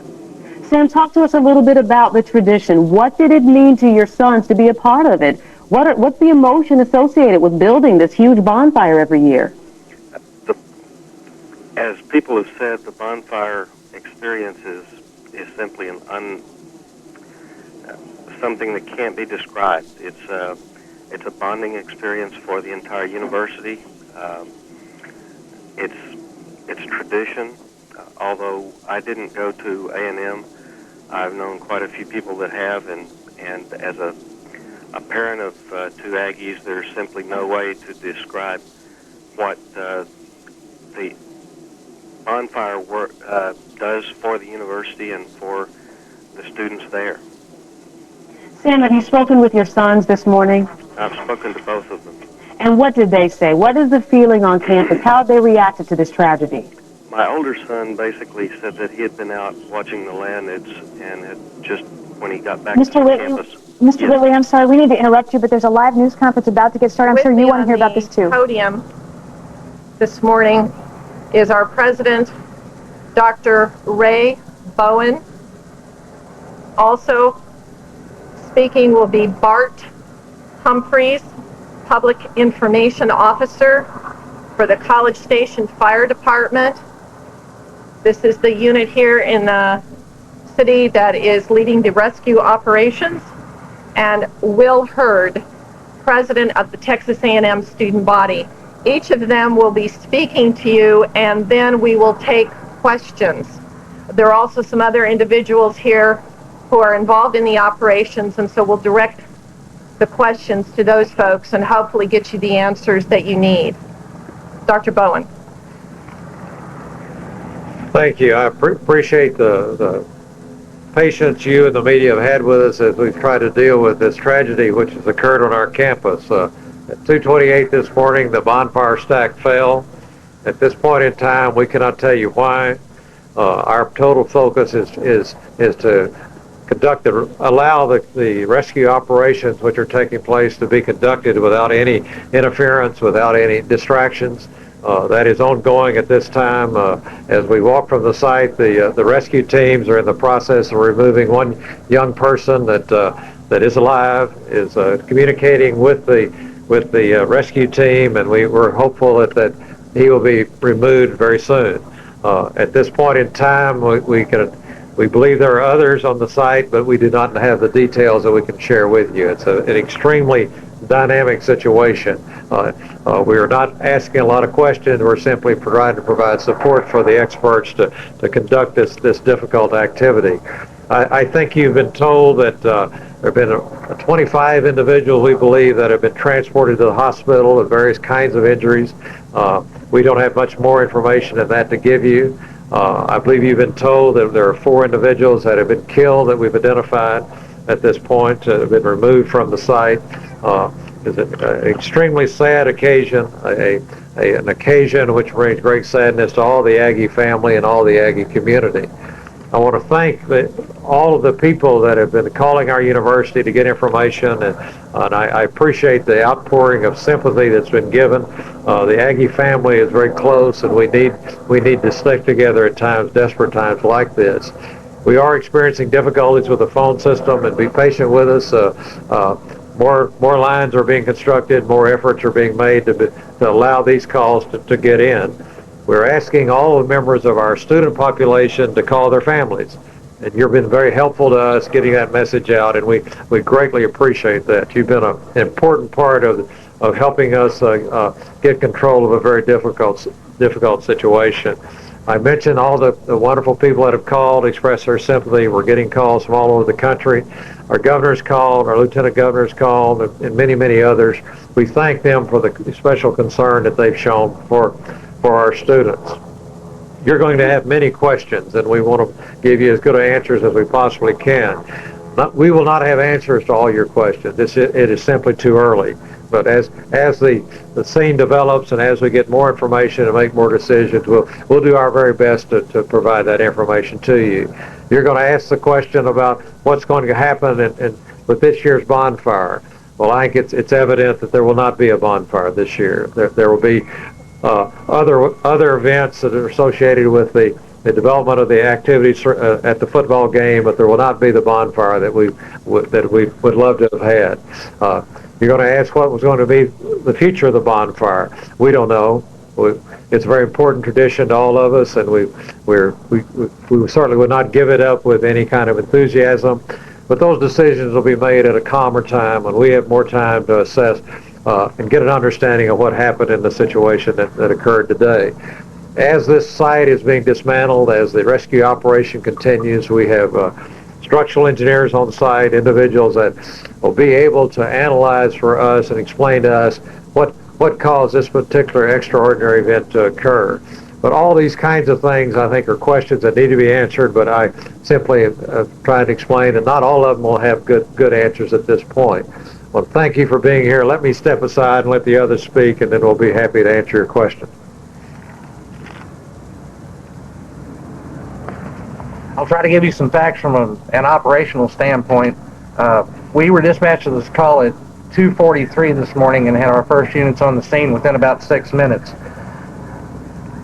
The coordination between responding agencies has really been tremendous and led to a great deal of success in this operation. The university services, University PD, their Piscal plant sprang into action just about as quick as we did. The coordination between the other public and private resources has really been tremendous and has led to what in a large part is a very successful operation. As Dr. Bowen said, at this point we have one more confirmed live patient trapped in the stack. The process of removing this patient is very slow because obviously the stack is not stable. It is paramount that we don't aggravate or further injure the person who is trapped, and it's also paramount that our rescuers are able to operate as safely as possible. Once this patient is removed and transported, we will reassess the situation and decide the best way to take the stack apart log by log. At this point, we don't have an accurate idea of how many other students may be still in the structure. We have not made contact with any more live patients at this time. Disassembly and conclusion of this operation probably will not happen until sometime late today. Thank you. I'd like to first reiterate what Dr. Bowen said. Students, please call your families. Let them know that you're okay and that you're here. In order for us to free up the line so that loved ones from across the nation can call in and get a hold and find out information about their students. I arrived on the scene about 3 o'clock this morning, and there was several hundred students that were here and were prepared. The spirit of the 12th man was alive, prepared to come in and help out and pull away any logs and do whatever is necessary to maximize the efforts of rescuing as many students as possible.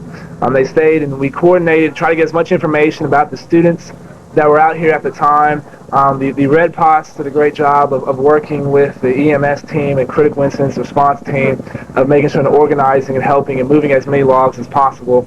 The residence halls, the Yellow Pots, the crew chiefs, the hall presidents, the residential directors did a great job of making sure, getting the list and knowing what students lived in the residence halls, what students lived in the dorms, and making sure we had an accurate count of the number of people who were out here so we knew how many people were unaccounted for out here on the sites. It's been well organized, and the students, another thing we all need to do is pray for the students that are out here, the students that were involved, and for the friends and families that have lost some loved ones here today. At 7 o'clock tonight in Rudder Auditorium, there's going to be a prayer service, so please, if you can communicate that to as many people as possible at 7 o'clock p.m. tonight in Rudder Auditorium. Like I said, there's been many tragedies that have faced A&M. It's time for us to pull together, to lean on one another's shoulders and help each other out through these tough times.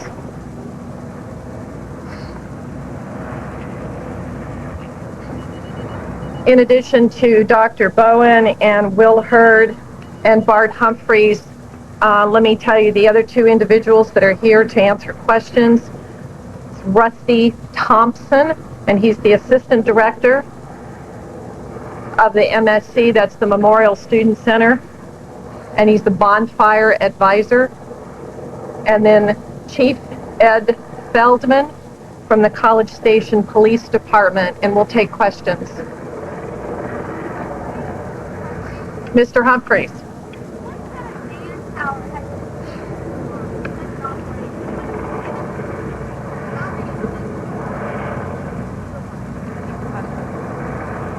The question was, what type of manpower and resources does it take for an operation like this? People actually working inside the inner perimeter on the stack itself, there's approximately 35 people that are actively working on the stack. It's very labor intensive, and you have to be very meticulous. There are people that are cutting lumber and things like that for shoring materials, other people that are installing the shoring materials, EMS personnel who are in constant contact with the patient. As far as ancillary personnel, there are hundreds of people involved, between university personnel, city personnel. We have mutual aid companies from the Bryan Fire Department, Brazos County Volunteer Departments. We have the Texas Task Force 1 USAR team is stationed here in College Station, or operates out of the Fireman's Training School here in College Station. We have a lot of their personnel on the scene. So a total number of personnel, I couldn't give you an accurate figure, but I'm sure it's in the hundreds. Mark, if you're telling us that that's unaccounted, one person in there that you know of, do you have a list of unaccounted students? The question is, do we have a list of unaccounted students? I would say we do not have an accurate list of unaccounted students. The number of people that were in the area of the stack when it collapsed, we have been given varying figures. I really don't want to speculate how many people may still be in the stack at this time.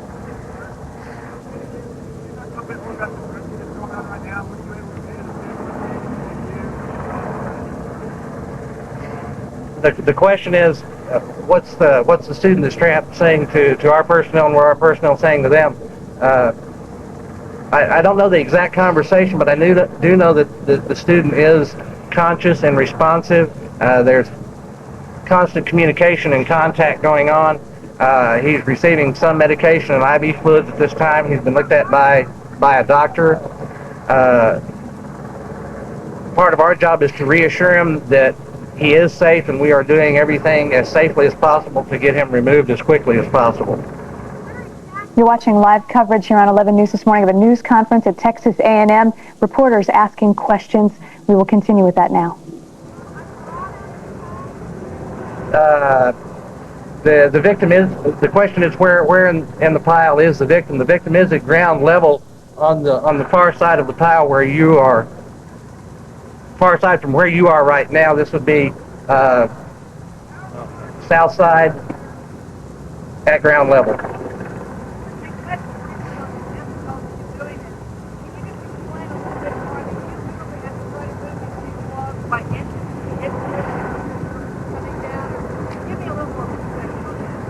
The question was an idea of the difficulty of doing an operation like this.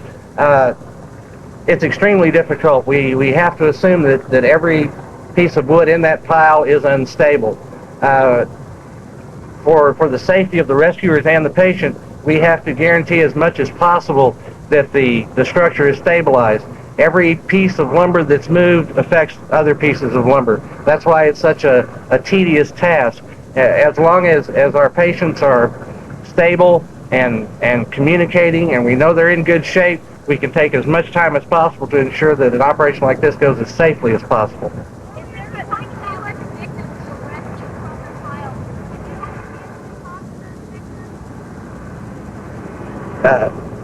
I personally have not talked with the victims.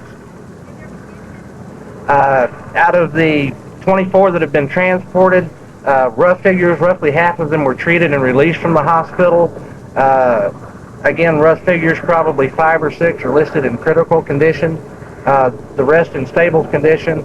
4 were in surgery the last time I checked. So we don't have a new update on the condition of the people at the hospital.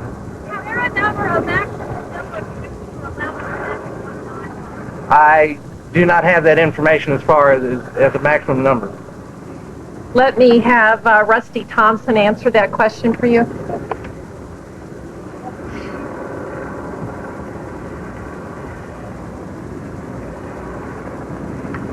My name's Rusty Thompson. I'm the advisor to Texas Aggie Bonfire.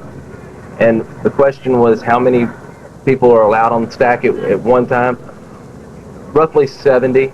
We try to keep around that number. An estimation in the 60 to 70 range.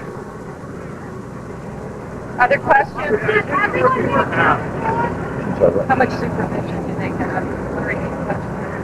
The question was how much supervision do they have, or what type of supervision is on the site.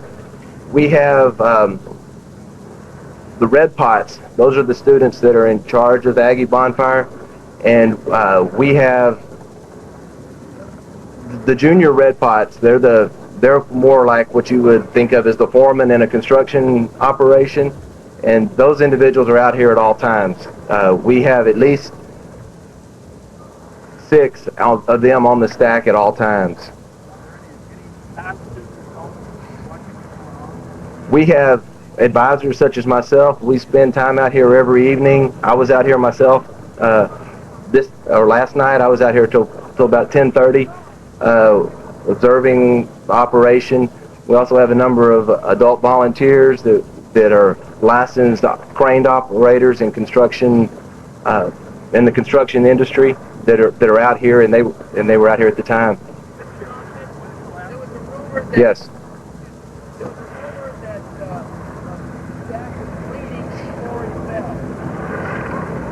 The question was that there was a rumor that the stack was leaning. I have not heard that rumor.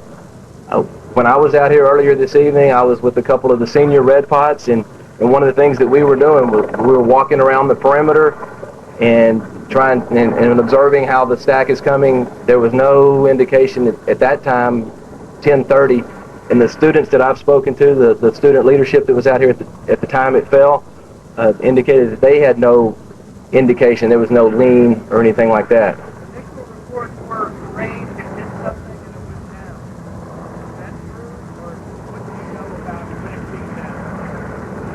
From what the question was, there was an initial report that a crane may have hit the stack. this is the first I've heard of that. I've talked with everyone on the scene, and no one has mentioned that to me. As far as what the students that were present are saying happened, is things were going well, students were working on the stack, and then there was just a sudden movement, and 7 seconds later it was... All right, you're listening to a live press conference there in Bryan College Station, but we need to interrupt. And as you can see from our live aerials, firefighters are very close to bringing out a body. This would be the second this morning that they've been able to recover from beneath these fallen logs. This is the Bonfire project up there at Texas A&M University that has collapsed. It happened about 7 hours ago now. Very close. We have been watching with anticipation this morning as they have worked very carefully, gingerly pulling off each log and also establishing communication with the trapped student. Air 11 pilot Bob Stolting is above the scene. Bob, you're watching as we are. They seem to be very close. They seem to be very close. They brought a backboard up to the stack about 10, 15 minutes ago. They've now actually pulled it up underneath the stack, and they apparently are very close to bringing this person out. Bob, earlier this morning we saw this happen. It was not a body that pulled out, but a live person, and we are very thankful for that. And at this point, we are believing that they are working on another live person. We understand that at least one person still alive underneath the logs there. And Bob, it looks like we have people in plain clothes, we have people in rescue outfits, people from all different walks here at this rescue effort, as we hopefully are going to pull someone out alive from underneath this pile of logs. Yes, it's obviously a team effort with the students, the EMS officials, businessmen, and business owners around here. Reports that we had during the press conferences, this student that they are talking to, they have been talking to him. He is alert. You see them. They brought in a sheet there. I'm sure this is just to cover him up, keep this person warm while they get him moved out and transported to the hospital. We have no idea of his extent of injuries, but it certainly is a good indication if they have been able to talk to him. Bob, we've talked about the painstaking effort that these firefighters and civilians also are working and are using to try to recover some of these people. Now, for the last 3 hours, we have watched them trying to both establish communication with this person, but also we saw even the legs that were uncovered, and then them working to uncover the rest of this person's body. This has been a very laborious effort that's been underway this morning. Obviously so, and it's taken them this long to get two, and we've had reports that there may be as many as 3 others underneath there. So this could be a very, very long, drawn-out ordeal, and all that we can do is hope is that they're able to do this without causing any more problems and get these people out alive. Yeah, as we've been watching the live news conference, Bob, here, they did say that they expected this rescue effort and then the recovery effort to go far into the evening. And as we continue to watch this, we may go back and forth to the news conference to hear if there's any new information at that. Angie, unless you have any other questions for Bob right now. No, I don't.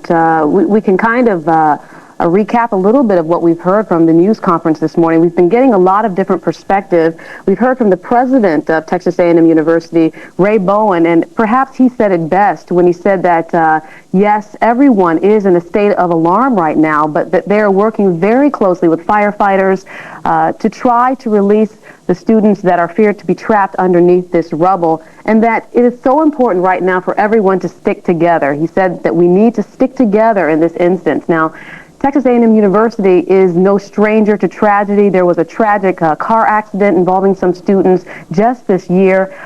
So they're used to coming together in tragedies. But again, this has never happened in the 90-year history of the Bonfire construction. Let's go ahead and listen in on the news conference again as you continue to watch the pictures and each log of the rescue. Is wired to 3 other logs. So, and that's from top to bottom. And so I guess that's the way to look at it. If you're putting a log on there, you wrap it to the 3 adjacent logs.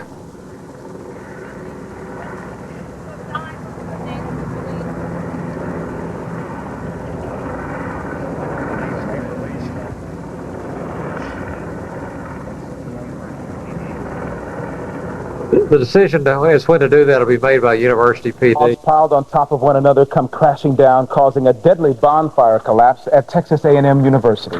Good afternoon. It is a tradition that's been around for years, the Aggie bonfire the night before the big game against UT. Our big story today, while students were working to construct the logs for this year's fire, something went terribly wrong, causing a 40-foot high structure to collapse right on top of many students, killing 4. It turned into a deadly night at about 2 o'clock this morning when 50 students were on top of that structure helping to put it together. Reports from the scene are that something snapped and those logs came tumbling down. When complete, the bonfire usually stands about 50 to 55 feet tall. It is an Aggie tradition that started back in 1909 just so students could actually keep warm, also as a part of celebration. But now it's an event that students and alumni look forward to all year long. Texas A&M is northwest of Houston in College Station. And again, this is an unbelievable tragedy. We have heard response from the governor, from the lieutenant governor, as well as from parents of students who attend this university, and most expressing intense sorrow and disbelief that something as horrible like this could happen. News to Houston's Kim Alvarado joins us live now with the latest. Kim. The rescue has intensified here with the help of the student body from the Texas University campus. To my right, you will see individuals from the campus, 20-some-odd students grabbing logs. They are removing the logs that the fire department is pulling off. If we can now pan over to see the bonfire structure, they're attacking this rescue mission from the top. You can see the aerial ladder from the fire department and high-angle search and rescue people at the top of the bonfire because they must alleviate the weight in order to get to the bottom and mid-levels of the collapsed structure. It is now 2 levels. It was supposed to be 5 levels high, up to 55 feet, a bonfire. And the reason for this intense, dramatic rescue is because they are hearing moaning sounds, muffled sounds, and tapping. So there could be a victim still alive or more than one victim still alive in that rubble. Meanwhile, the entire campus, one of the largest in the state of Texas, is in a state of shock. Texas A&M University students could do little but hold tightly to one another while a full search and rescue mission was underway 30 feet away. An Aggie tradition crumbled, taking with it the lives of at least 4 students. Dozens more were hit by falling timber. The tragedy unfolded in a matter of seconds. But they said 5 to 7 seconds is what it took, and it was on the ground. It's surreal. I mean, you don't really know. It's hard to know how to feel because you never think that something like this could happen, and then it does, and you're forced to deal with it. Early on, rescuers believed at least 4 students were trapped beneath the tangled logs. Paramedics and a doctor on the scene worked on a young man buried at the bottom of the stack. He was conscious and talking. After 6 hours, rescuers pulled him out. A handful of students were critically injured and rushed to area hospitals. 2 dozen more were treated for minor cuts and bruises. It's an extremely sad occasion, an occasion which brings great sadness to all the Aggie family and all the Aggie community. It was supposed to be the highlight of the year, but a tradition turned tragic. This is the staging area. Dramatic rescue is underway as they search for more victims. The parents of the university students, as well as most of the student body, are on other parts of the campus. They are in prayer circles, praying for the survivors, those injured, and possibly those still trapped underneath the rubble. The parents of the 4 students who lost their lives underneath the timbers, they all have been told about this devastation.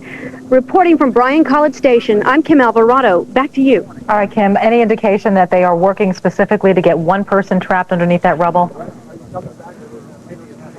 It could be more than one person. They're trying to focus on the sounds, the center where these sounds are coming from. We have been told it could be one victim, it could be more than one victim. One victim could be moaning vocally, the other could be doing anything but tapping. They're tapping because maybe they cannot talk, but the focus is at the ground level of this 2-story structure at this point. Hopefully there are more than one victims back there.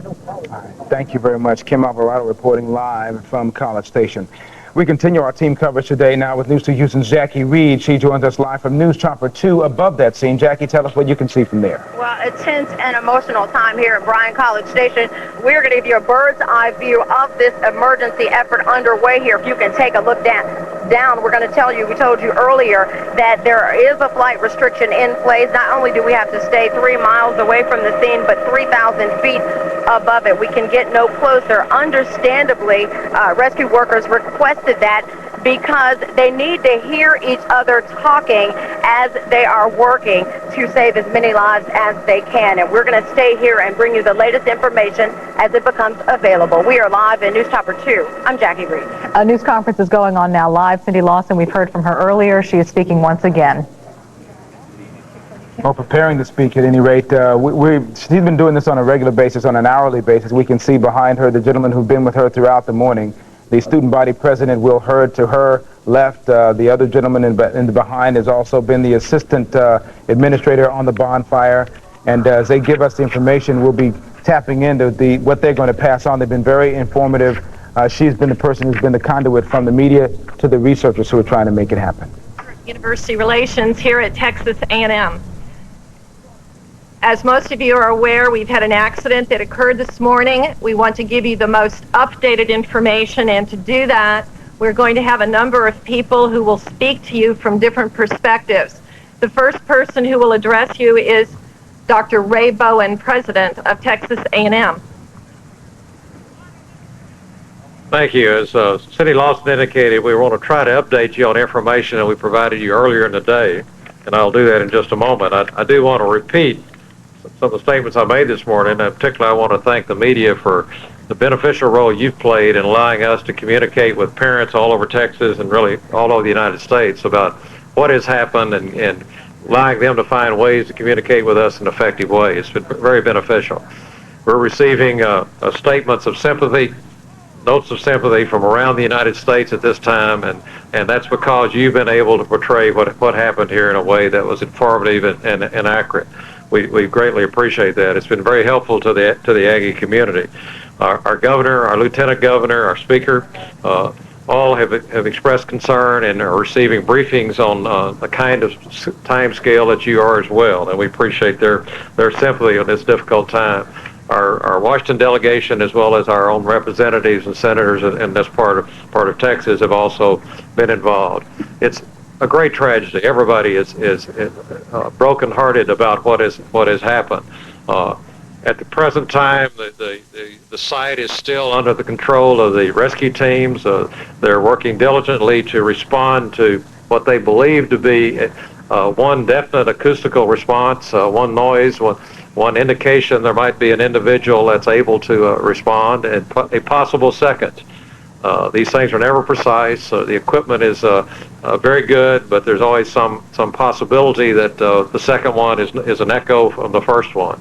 We simply will not know, but that's why you'll see the team proceeding in a very cautious way, as they have been doing for the past many hours, removing the overburdened logs.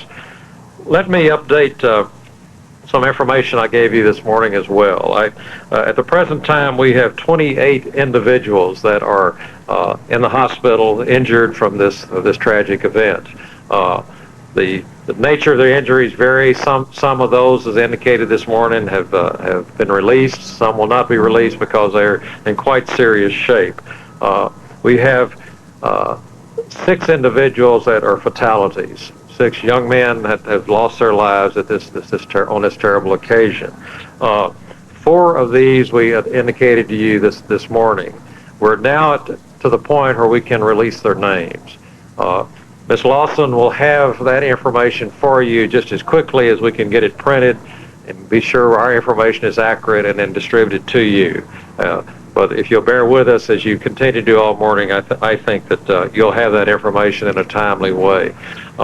Let me now ask Dr. Sutherland, our VP for Student Affairs, to come forward to provide information, and we'll work through the set of us and we'll respond then to your questions. Thank you.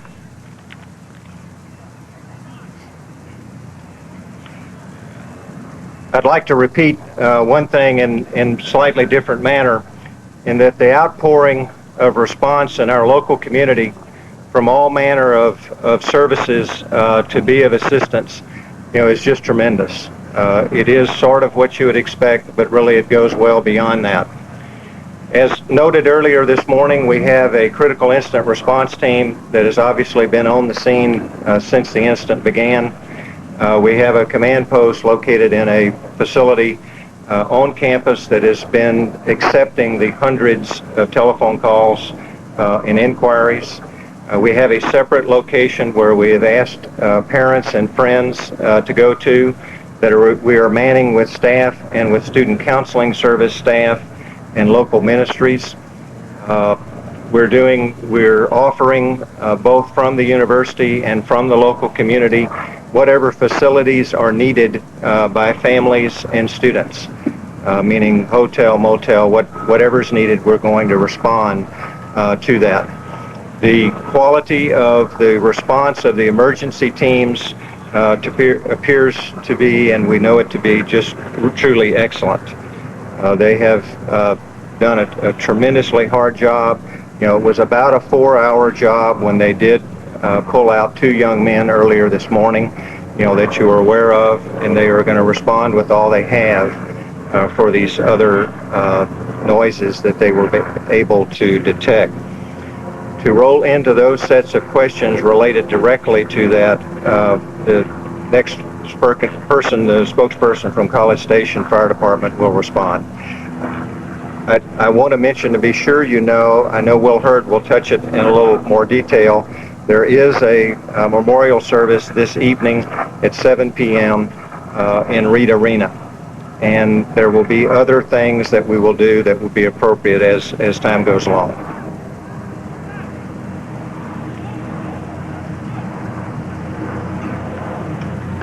My name is Bart Humphreys. I am Public Information Officer for the College Station Fire Department. I'd like to echo Dr. Bowen and Dr. Sutherland's sentiments. The cooperation between all the agencies that have been involved in this situation has made it run as smoothly as it has.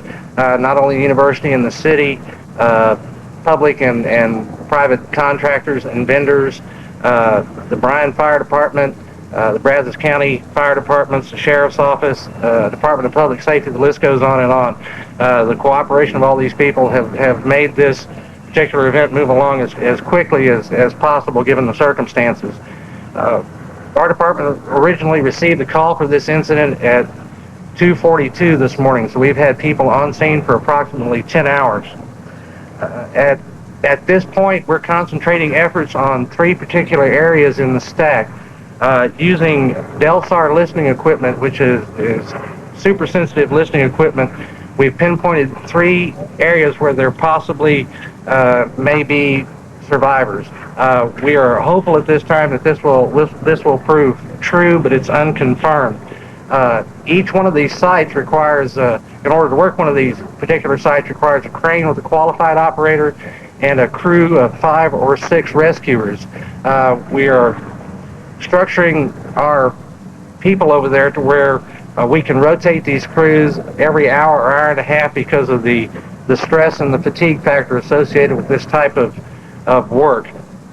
We are hopeful that by late this afternoon, we would like to say before dark, we'll be able to work through the stack and determine exactly how many students may still be in there and retrieve any survivors that are still there. At this point, it looks like a very slow operation because it is. It's critical that the dismantling of this stack be in an orderly fashion. It's like pickup sticks. These logs are all intertwined. We can work on one side of an area, but once these logs become interlaced, we have to work from a different angle in order to get deeper in a certain spot. So it's going to be a slow process, but it's going to be very meticulous. At this point, we don't want to risk any possibility of further injury to possible survivors or any injury to the rescuers. Things are proceeding as well as possible at this point.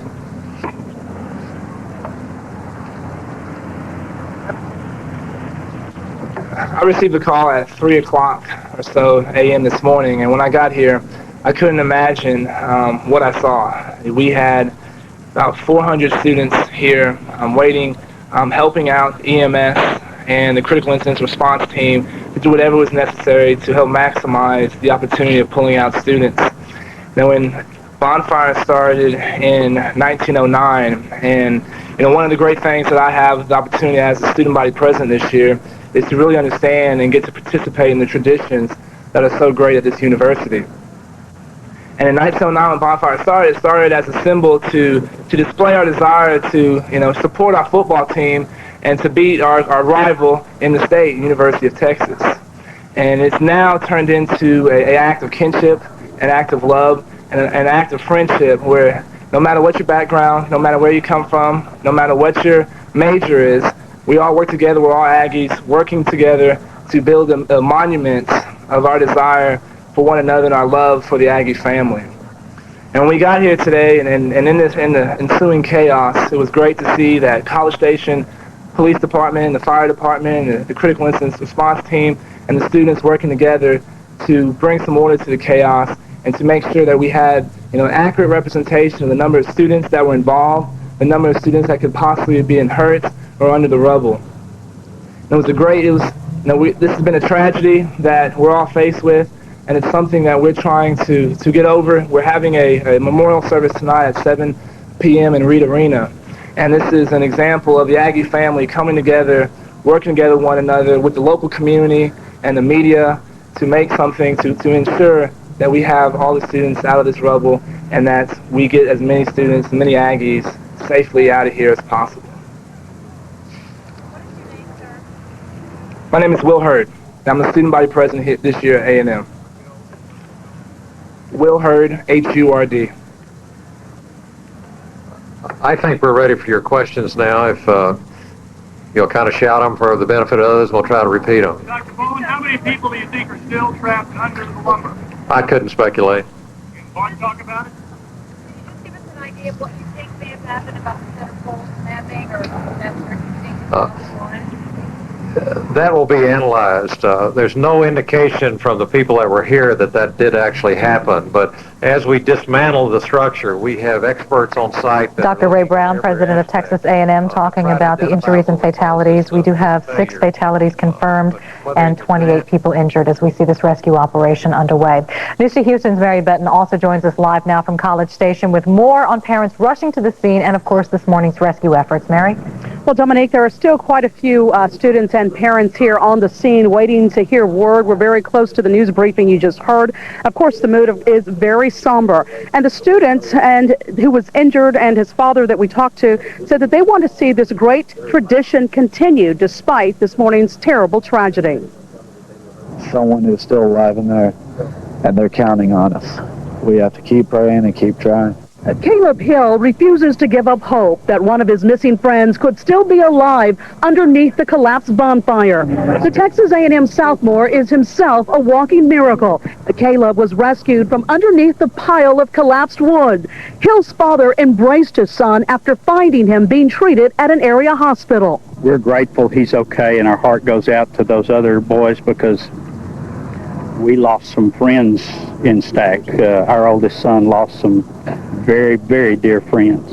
And so we're heartsick. We're grateful that our son is well, but we're heartsick also. Both Hill and his father support the university's decision to cancel Bonfire this year, but both say it's important that the university continue the tradition despite this tragedy. It's very important. A&M is a great university, but there are a lot of great universities. Traditions set A&M apart. We've done this with the family for a long time, and it's just a tradition that should not stop because of one tragedy. We're back live now, and as the rescue effort continues, there are so many people gathered here. There's been an outpouring of support from the community as well as an outpouring of sympathy from all across the country. And truly, parents and students and community members are simply banding together and hoping that they still find people who are trapped and hopefully still alive underneath the collapsed bonfire.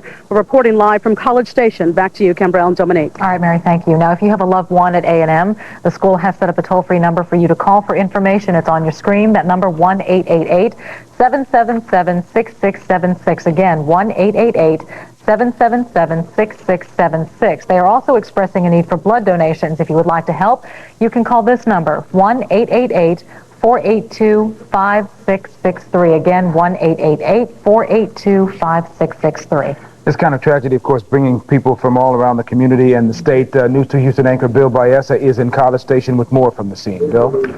Cambrell and Dominique, the focus remains right now on the rescue and recovery effort, and it's not unlike a rescue and recovery effort at, say, an earthquake. It has to be slow and methodical. As the Aggie official just described it a while ago, it's like pickup sticks. All of the timbers were arranged in just such a way that they have to be removed in exactly that way, so that there isn't further injury to those trapped beneath the stack and to those who are trying to get to them right now. Sensitive listening devices, you may have heard, have picked up tapping and moaning from at least one individual and perhaps two, although they're not sure that there are two. There could be an echo from the one individual. So they know that they have one individual beneath the stack right now who's still alive. Up until about 30 minutes ago, university officials were adamant that there were 4 bodies, 4 deceased, and then about 30 minutes ago they removed 2 more bodies, so the death toll is now at 6. There are students in the hospital still. Their parents are all over the area here at the university site and at the hospital waiting to hear word on how their loved ones are doing. Still at least somebody's child trapped beneath that rubble. It's hard to describe the scene here. This is a terrible crisis for Aggie land, but in typical Aggie fashion, everyone is pulling together, everyone is hoping and praying together, and you have students out there in hard hats taking these timbers away from the stack one by one and trying to clear the area so that by nightfall at least they will have the entire thing dismantled and be able to find out how many more students are beneath that stack.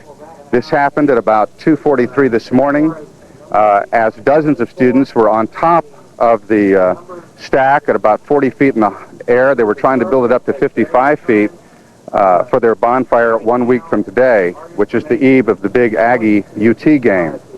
The future of that game is still in question right now, as is indeed the future of bonfires here at Texas A&M University. That's it from here from now. Let's go to Dominique and Cambrell. All right, thank you very much, Bill. Several people were also injured in this deadly collapse, and today they're being treated at nearby hospitals. And News 2 Houston's Joe Vasquez has the latest now from College Station on those conditions. Joe? It has been a long, agonizing morning here at St. Joseph's Hospital. Many family members have arrived and are being comforted inside as they wait for word on their loved ones. As the news spread throughout the morning, more and more people showed up at 2 area hospitals. In many cases, they're sharing the news by way of cellular phone that their loved ones have been injured when a bonfire collapsed. Apparently, he was on the top of it when it fell, and they said he had grabbed a cable, and that's how he got down. At St. Joseph's Hospital, 12 people are reported injured. 5 of them were treated and released. 3 are admitted in fair condition, 1 in serious condition, and 3 in critical condition. Across town at College Station Medical Center, 14 people are reported injured. 11 of those are minor injuries. They were sent home. 2 of them were admitted for lacerations and broken bones in stable condition. 1 that was brought in the late morning is in the emergency room still being evaluated. We have enacted our emergency command center, called additional physicians, nursing staff, and support people in, and have done very well. Both hospitals say they were equipped and prepared for this emergency. We've been asked to stand by that there may be some additional injuries. We certainly think the vast majority of the injuries are in, but there may be a few more. The Red Cross is now sponsoring a blood drive for the victims. You can participate in that by going to 701 University Drive. In Bryan, I'm Joe Vasquez, News 2 Houston. Governor Bush was on CNN Live this morning, there to talk about his presidential candidacy when he was asked about the bonfire accident and offered these emotional words. It's sad. It's tough. And I'm a little emotional about it because I got a great attachment to Texas A&M. And my heart goes out to the parents. I just can't imagine what it means to have that happen to them. You know, the university will rally and recover. Right now it's a time of chaos at Texas A&M, and but things will be fine. We'll pick up the pieces and move on. It's a great university. My prayers are with the parents. Well, that search and rescue effort is a very time-consuming and painstaking process because the pile of logs is very unstable. They want to be sure that moving any one of them won't cause further damage. News 2 Houston's Ron Stone Jr. joins us live with more on what firefighters go through in a case like this. Ronnie? Dominique, it's such a difficult job. I came here to Fire Station 11 in the Heights to talk to Lanny Armstrong, the captain here, also the head of HFD's search and rescue operation. What does it take, I asked him, to do this? And he said it takes three things. It takes technology, training, and a great deal of patience. These are the latest tools of the trade.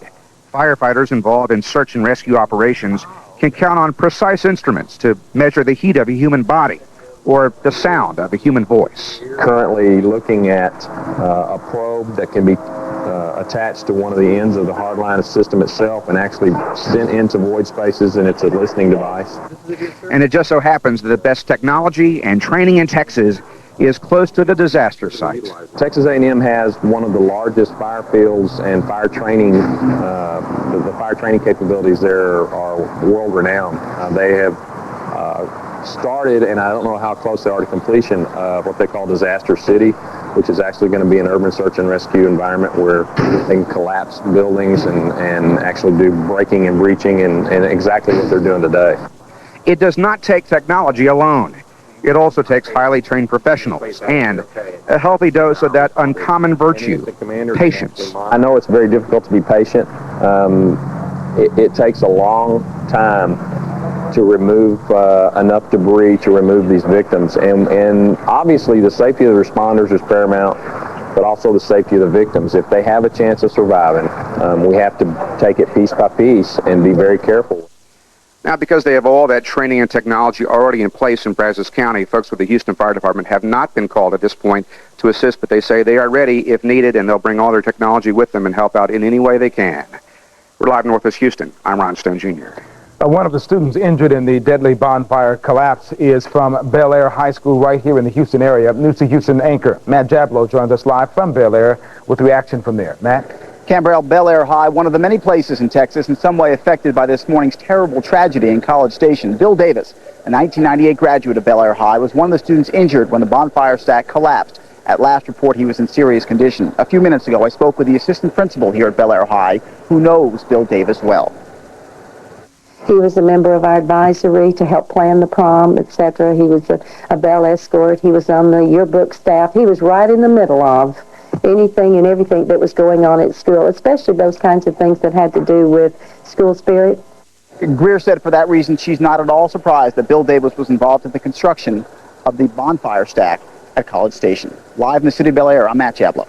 And Matt, the Texas A&M Bonfire is a long-standing tradition with students and alumni from that school. News to Houston's Pauline Chu joins us live in the News Center with more from some Aggie alums. Pauline? Dominique, there are thousands of Aggie alumni in the Houston area, and in Fort Bend County alone, there are 3,000 alums. Dr. John Braswell is class of 87 and the president of the Fort Bend County A&M Club. Like most alums, his loyalty is fierce with his A&M diploma and a photo of the bonfire hanging in his office. In times like this, Aggies really tend to come together. We're very proud of our school. We're proud of our traditions.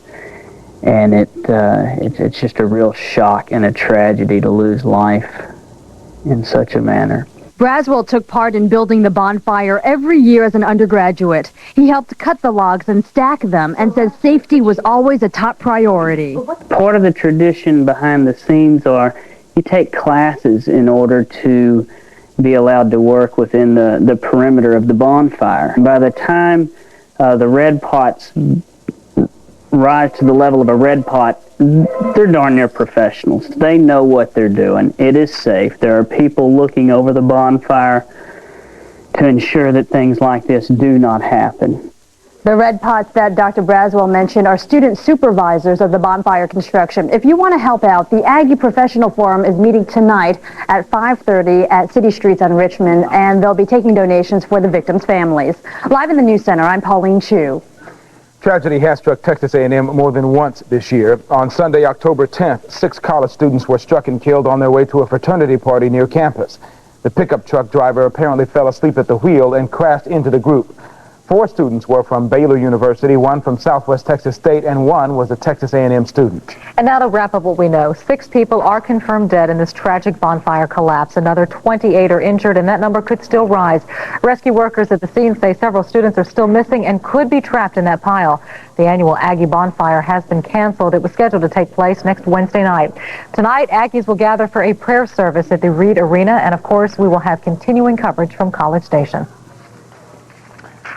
And we're going to continue News 2 Houston here. This special edition of News 2 Houston at noon continues. Next, the verdict in the third dragging death trial will take you live to Jasper. And a body is found inside a shopping center investigators believe was set intentionally.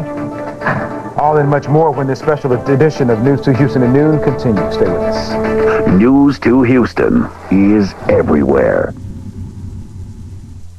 25 years. That's how long Timber Chevrolet has been serving Pasadena and the Chandler communities. When we started, we interrupt this walk down memory lane to bring you the very latest information on Timber's Sunday sale. This Sunday only, Timber Chevrolet invites you to save on the new or used car or truck of your choice. All prices clearly posted, closed Saturday, open Sunday. 25 years of genuine Chevrolet. That's Timber Chevrolet, 225 at Ritchie in Pasadena. The following sounds are brought to you by the State Country Buffet. I can't believe for this price, look, you get miles and miles of food here. This time, guys, I'm getting 2 plates of ribs. Yeah. Give me a roll, eh? Grab me some more sauce. I promised myself I was going to eat healthy today, but I'm going to eat all the fish and the salad I want. I cannot stay away from his homemade rolls. I know, it's like they stole my grandma's recipe. You're right. I'm sorry. The State Country Buffet, where one bite is worth 1,000 words. When you see news in the making, call the News 2 Houston tip line at 222-NEWS or star TV2 on your Houston cellular phone. You know me. I'm Payne. Now, talk on the street is that I've been scaring some of you. Good. That's my job. To warn you that something's painfully wrong inside. Please understand, that awful back pain, the pounding head, the shortness of breath, these are my warning signs. Want my advice? Listen to me. Listen to your pain. Call Diagnostic Clinic today. Don't be scared. Be smart. Want terrific heating and air conditioning service you can count on? Call the Ream team. These floor protectors go over our shoes before we enter your home. Uniforms and photo IDs for your peace of mind. And we clean up before leaving. Call us. We'll be there on time. Call the Ream team. In the Clear Lake area, call Bob's Air Conditioning and Heating at 281-332-4321. We will impress you when you make that call to the Ream team. You're watching Dominique Saxa, Cambrell Marshall, and meteorologist Chuck George's AccuWeather on News 2 Houston at noon, where local news comes first. And welcome back to this expanded edition of News 2 Houston at noon as we continue to cover the bonfire collapse at Texas A&M. News 2 Houston, Cindy Garza joins us live now from College Station with more on that collapse. Cindy? Well, Dominique, as you already know, there are 6 people confirmed dead, about 28 others injured, and they say up to 5 are missing. Now, I talked to several students here who were actually on the bonfire this morning when it collapsed, and they say that they absolutely knew nothing. They didn't hear anything. They didn't even hear a snap. So there is no confirmation as of yet, as far as the students concerned, as to what happened with the center pole. But they say that when the bonfire collapsed, there were several students on top of the stack. They were wiring logs together. They, of course, went into the rubble, and some of those have been rescued. Others, as you well know, are still underneath the stack. And right now, what you're seeing is a picture of cranes, and it is a very meticulous job because they have to literally take one log off of the other, and if you literally move one too fast, obviously it'll affect the others, and they don't want to further entrap those students and perhaps have that collapse even more. So as of right now, it's a very meticulous job. There are more than 100 rescue workers out there working. They say they will stay out here until they are done, which could be as late as tonight, perhaps even tomorrow. It's a very slow job. Now, having worked here at A&M for over a year, covering news, obviously covering bonfire, and also a Texas student, I went to the University of Texas, I know what the tradition is all about. I know what the camaraderie is all about. It's huge. And the bonfire starts, months in advance, from cutting the first log to putting and lighting the logs on the bonfire. There are more than 125,000 man-hours that go into building this thing. It's huge. People man it all hours of the night. They stay out here. They work 24/7. They have 6-hour shifts, so they'll come out here. They'll work. They'll relieve others. And also they stay out here because Well, as you all know, they're afraid that University of Texas students may come and sabotage their bonfire. So when this happened, it was about 2:45 in the morning, and again, they don't know what happened, but tradition is huge here, and this may have bruised the tradition, it may have bruised their spirit, but it definitely has not broken their spirit. They will continue to live, they will continue to live on in this heavily tradition and environment here that they have here at A&M. As you can see, well, right now you can't because there are a lot of people, media here, but I've seen a lot of hugs, a lot of tears, a lot of kisses, and just it's sad. There's a lot of sorrow here right now with students and faculty, of course, still in shock with what has happened. And more and more information is unfolding every minute. So we'll, of course, bring you the latest as it becomes available to us. But as of right now, 6 are confirmed dead, 28 others injured, and several people still underneath the rubble. They say up to 5.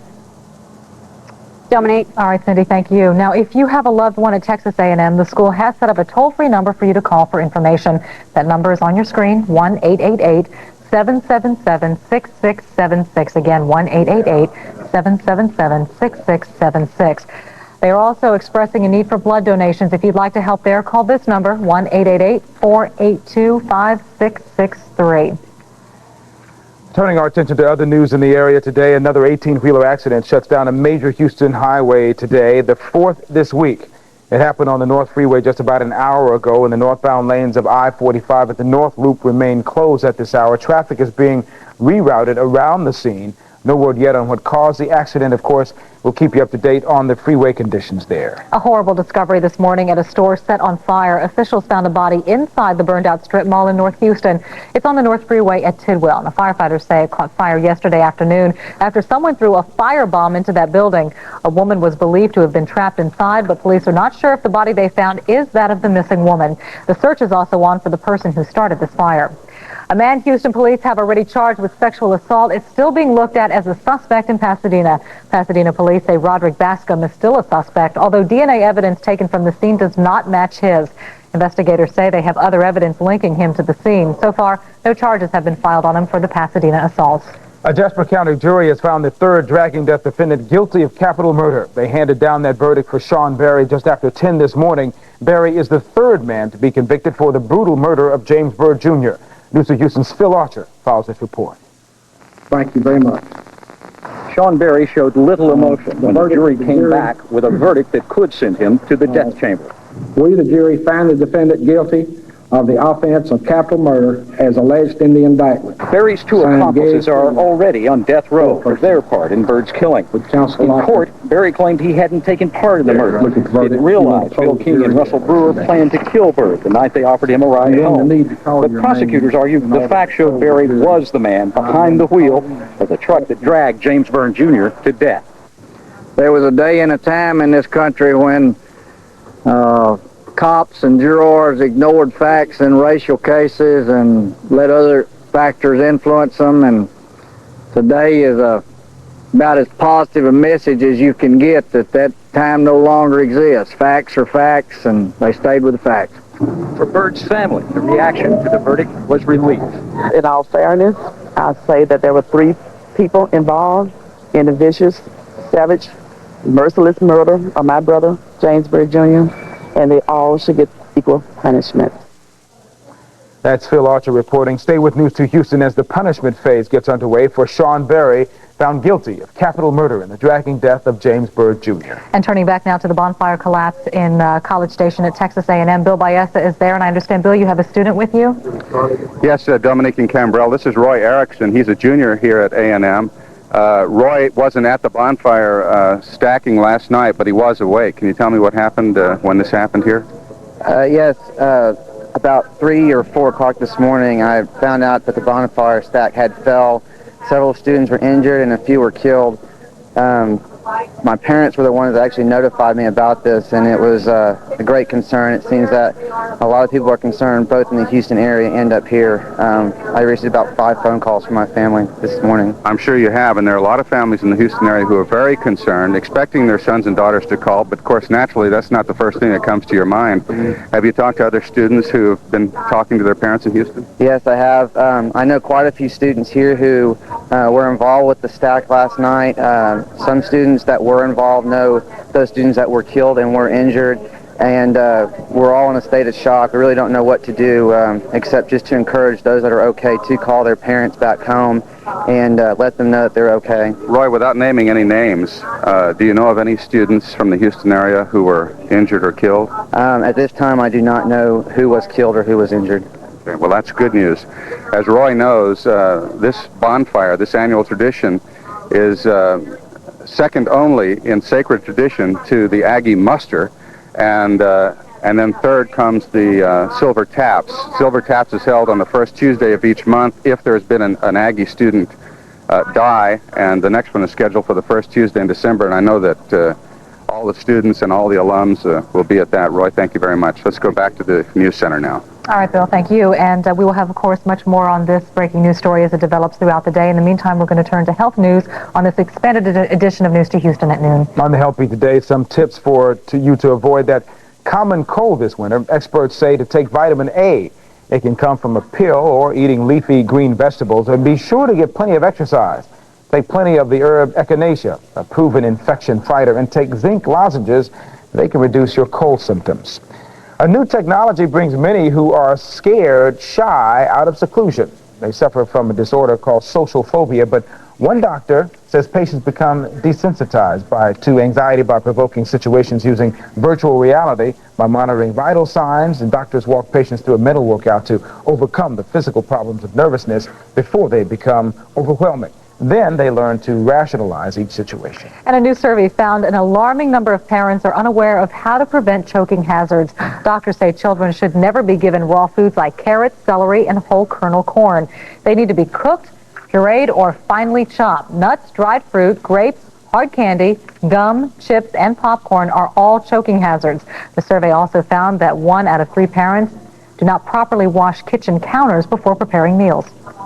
All counters should be washed with a weak bleach solution after raw eggs, chicken, and raw meat have been prepared to prevent bacterial contamination. Doctors also suggest that mothers wash their hands with hot, soapy water before they breastfeed, prepare infant formulas, or even cook.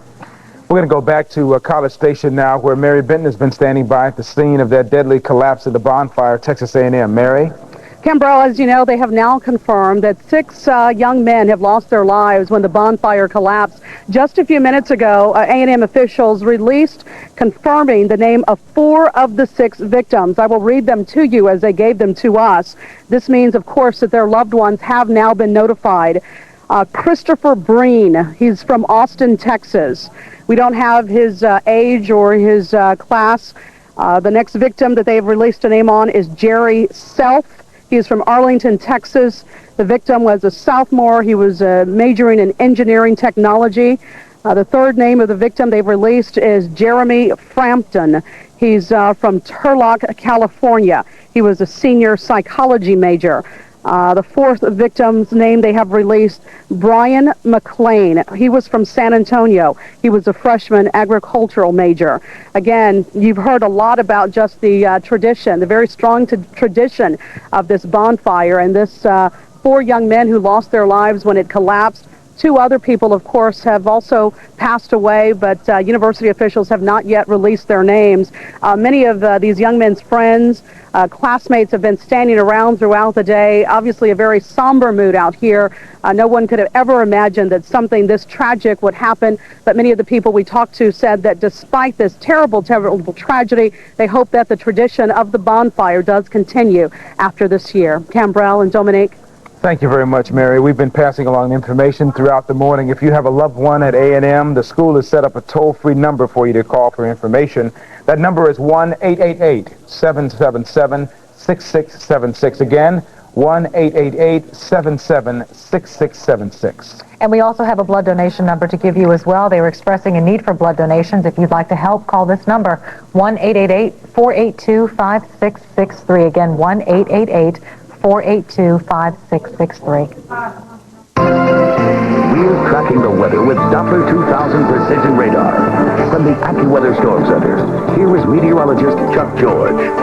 Well, on this very somber day in southeast Texas, I thought we'd start off with some information weather-wise of what people up in the northwest part of the viewing area are facing in the rescue effort in College Station. First, we'll start with morning lows from our WeatherNet. Navasota dropped to 56. Brenham dropped to 52. Live conditions, our closest WeatherNet sites to Bryan College Station. One of them is in Brennan, the home, as you know, of Bluebell Ice Cream. It's 80 degrees there right now, but what may be hampering the efforts later today will be the gusty winds. Now we're seeing winds generally 2 to 3 miles an hour, not a big deal at Brenham. But as we move to Navasota, which is a little bit closer to Bryan College Station, the wind is gusting up to about, there you see a 17-mile-an-hour gust on your screen. That will certainly, there's a 19-mile-an-hour gust. That will certainly hamper their efforts later today as they carefully remove those logs from the bonfire. Right now at Bush Intercontinental, back here at home, it's 76 degrees. Hobby is 75. Galveston is 75 as well. Our winds are starting to pick up out of the southeast just a little bit, and the reason for that, well, there's a cool front moving through northwest Texas and Oklahoma as we speak. You can see it right there with a cloud cover, and that's drawing up the southeasterly winds out ahead of it, pulling in some moisture from the Gulf of Mexico. That moisture may create a few showers by late tomorrow when we see frontal passage, but really it shouldn't be much of a rainmaker for us, unfortunately. 76, as I said, right now in Houston. Dallas is 72. It's 67 in Little Rock and 65 in Jackson. What may play a bigger role in our weather is a major pattern breaker. We've been stuck in a drought pattern now for a number of weeks, and we may see this storm system that you see rolling into the northwestern United States finally break that pattern, as one of the computer models want to develop a low on the southern end of it and push it right into Texas. That's what we've been waiting for weeks and weeks, is an area of low pressure to form in Southern California, slip in underneath the jet stream, and then move into Texas. Now it looks like a real possibility by about midweek next week, Tuesday to Wednesday. Until then, fairly nice weather. Lenny is a devastating hurricane that's sitting right over the top of St. Martin. It's stalled out right now, barely moving. As a matter of fact, I've got the latest statistics on it for you if you're plotting it. 17.9 north, 63.2 west, maximum sustained winds at 135 miles per hour, and barely drifting to the east. Minimum central pressure is 28.20 inches of mercury. Obviously a powerful hurricane, but get this. Overnight last night at about 1 a.m. in the morning our time, that hurricane was reported to have 150-mile-an-hour sustained winds, so it has weakened just a little bit. Nonetheless, a devastating hurricane as it's sitting right near or right over the top of St. Martin in the Caribbean. 82 degrees by drive time today with partly cloudy skies. This evening, 65. And I think we'll see a lot of fog by tomorrow morning with a wake-up temp of about 60 degrees. Our 5-day forecast calls for highs again tomorrow right at 80 degrees with frontal passage late in the day and a 20% chance of a late-day shower on Friday and early morning shower on Saturday. You'll notice the front doesn't do much to our temperatures. That's because it's Pacific in nature, not Arctic. 78 on Saturday for the daytime high. Big changes, though, by the middle of next week. And again, the big story for us in the weather will be the conditions facing the rescuers up in Bryan College Station. Gusty winds up to 25 miles an hour are expected later today. We'll have more later on. All right, thank you very much, Chuck. And in fact, we're going to go to College Station now where Joe Vasquez is standing by live. Joe? Cambrell, the wind actually is picking up. It doesn't seem to be impeding the efforts. They're still working very hard behind me. And off here to the right, we want to show you just where you're watching parts of that news conference. People are still gathered here. Many of the students came over to listen in on what was going on. There's still a lot of emotion here. Also, there is emotion at the area hospitals, and we want to tell you and just bring you the numbers once again here. From College Station Medical Center, we're told that they had 14 injuries. 11 of those were minor injuries, scratches, bumps, and bruises and such. 2 of them, lacerations and broken bones. Those folks had to be admitted. They're in stable condition. And one of them, the last one, we believe was the gentleman who was rescued this morning, and he was taken there. They were still evaluating him in the emergency room. We don't have the update on him quite yet. Now, at the other hospital here, 12 injured, St. Joseph's Hospital. 5 were treated and released. 3 of those, fair condition, had to be admitted, and 1 in serious. 3 others in critical condition. Family members are being taken into rooms upstairs in the hospital. They're being talked to and comforted by the hospital personnel there. A long morning, a long day for the folks at the area hospitals here. But once again, our count is 26 injured And again, they're working very hard at these hospitals.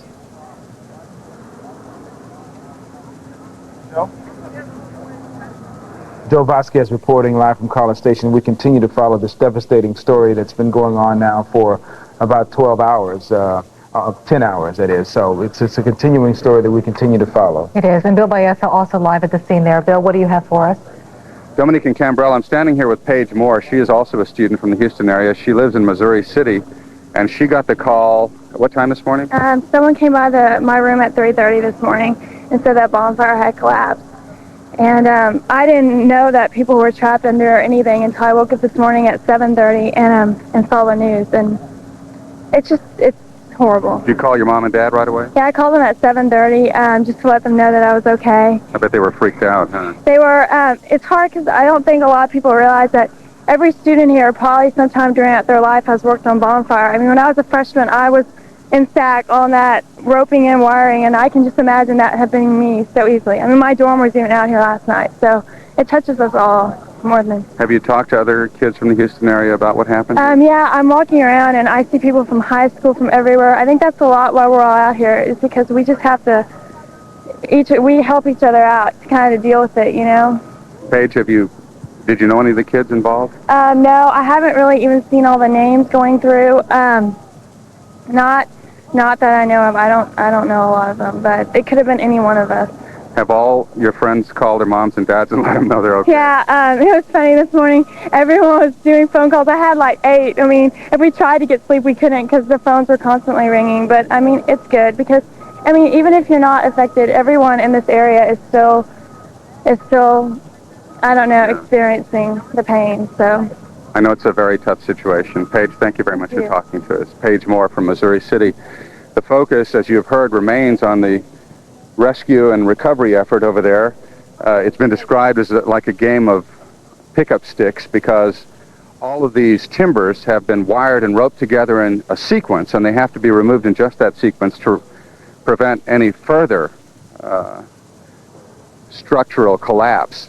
And so, looking at the danger that could be to those who are still trapped beneath, and we understand that listening devices have heard at least one other student beneath the rubble tapping and moaning, and also to the rescuers. They're being very slow and very methodical about the rescue effort out here right now. Dominique and Cambrell? All right, Bill, thanks. Well, Bart Humphreys, who's the public information officer with College Station Fire Department, said that they're working on 3 areas right now where there may be survivors, and he also said that they're rotating crews about every hour to an hour and a half because it is such a painstaking process and it is very exhausting for these firefighters. Also, Dr. Malin Sutherland, Vice President of Student Affairs, said at 7 o'clock tonight there will be a memorial service in Reed Arena there at Texas A&M. So those were updates given to us in the latest news conference. A great deal of activity going on, as you might imagine. They have a system in place at Texas A&M where they have a critical response unit that goes into effect, and that happened as it was supposed to, and they talked about the tremendous outpouring of support and help from all around the area to help them get through this situation. Cindy Garza is at College Station. She's been there for the last few hours, and we'll go to her now. Cindy? Well, Kimberell, I actually had the opportunity to talk to students who were on top of the bonfire when it collapsed at 2:45 this morning. And basically, they say they heard nothing. There was just a huge commotion when the whole bonfire collapsed. And there were students on top of the bonfire wiring the logs together, and there were students around the bonfire as well. And the ones obviously on top of the bonfire were the ones who are now either underneath the rubble still or have or died or were injured. Now, again, 6 have been confirmed dead, 28 others injured, and up to 5 people still buried underneath all of these logs. They do have motion detectors out here, and earlier today they said that the motion detectors had detected moaning, taps, and so they believe that there are up to 5 people still underneath the rubble. Again, talking to the students, they say that there could be more people underneath because they say that there were a lot of students on top of the stack, wiring the logs and whatnot. Now, having gone to the University of Texas and, of course, having worked here for over a year covering the bonfire, Texas A&M football, and, of course, news here in general, I know that there is a lot of tradition and camaraderie that goes on here in this school. A lot of man hours go into building the bonfire, more than 128,000 to be exact, from when the first log is cut to when the whole bonfire is lit. Now, they work 24/7 around and shifts around the bonfire, and the last week, right before bonfire, they work 6-hour shifts. They 24/7 around the clock.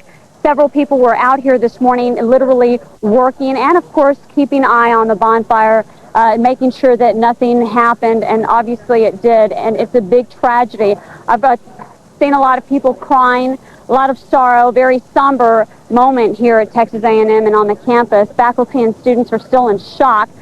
They just can't believe that this would happen.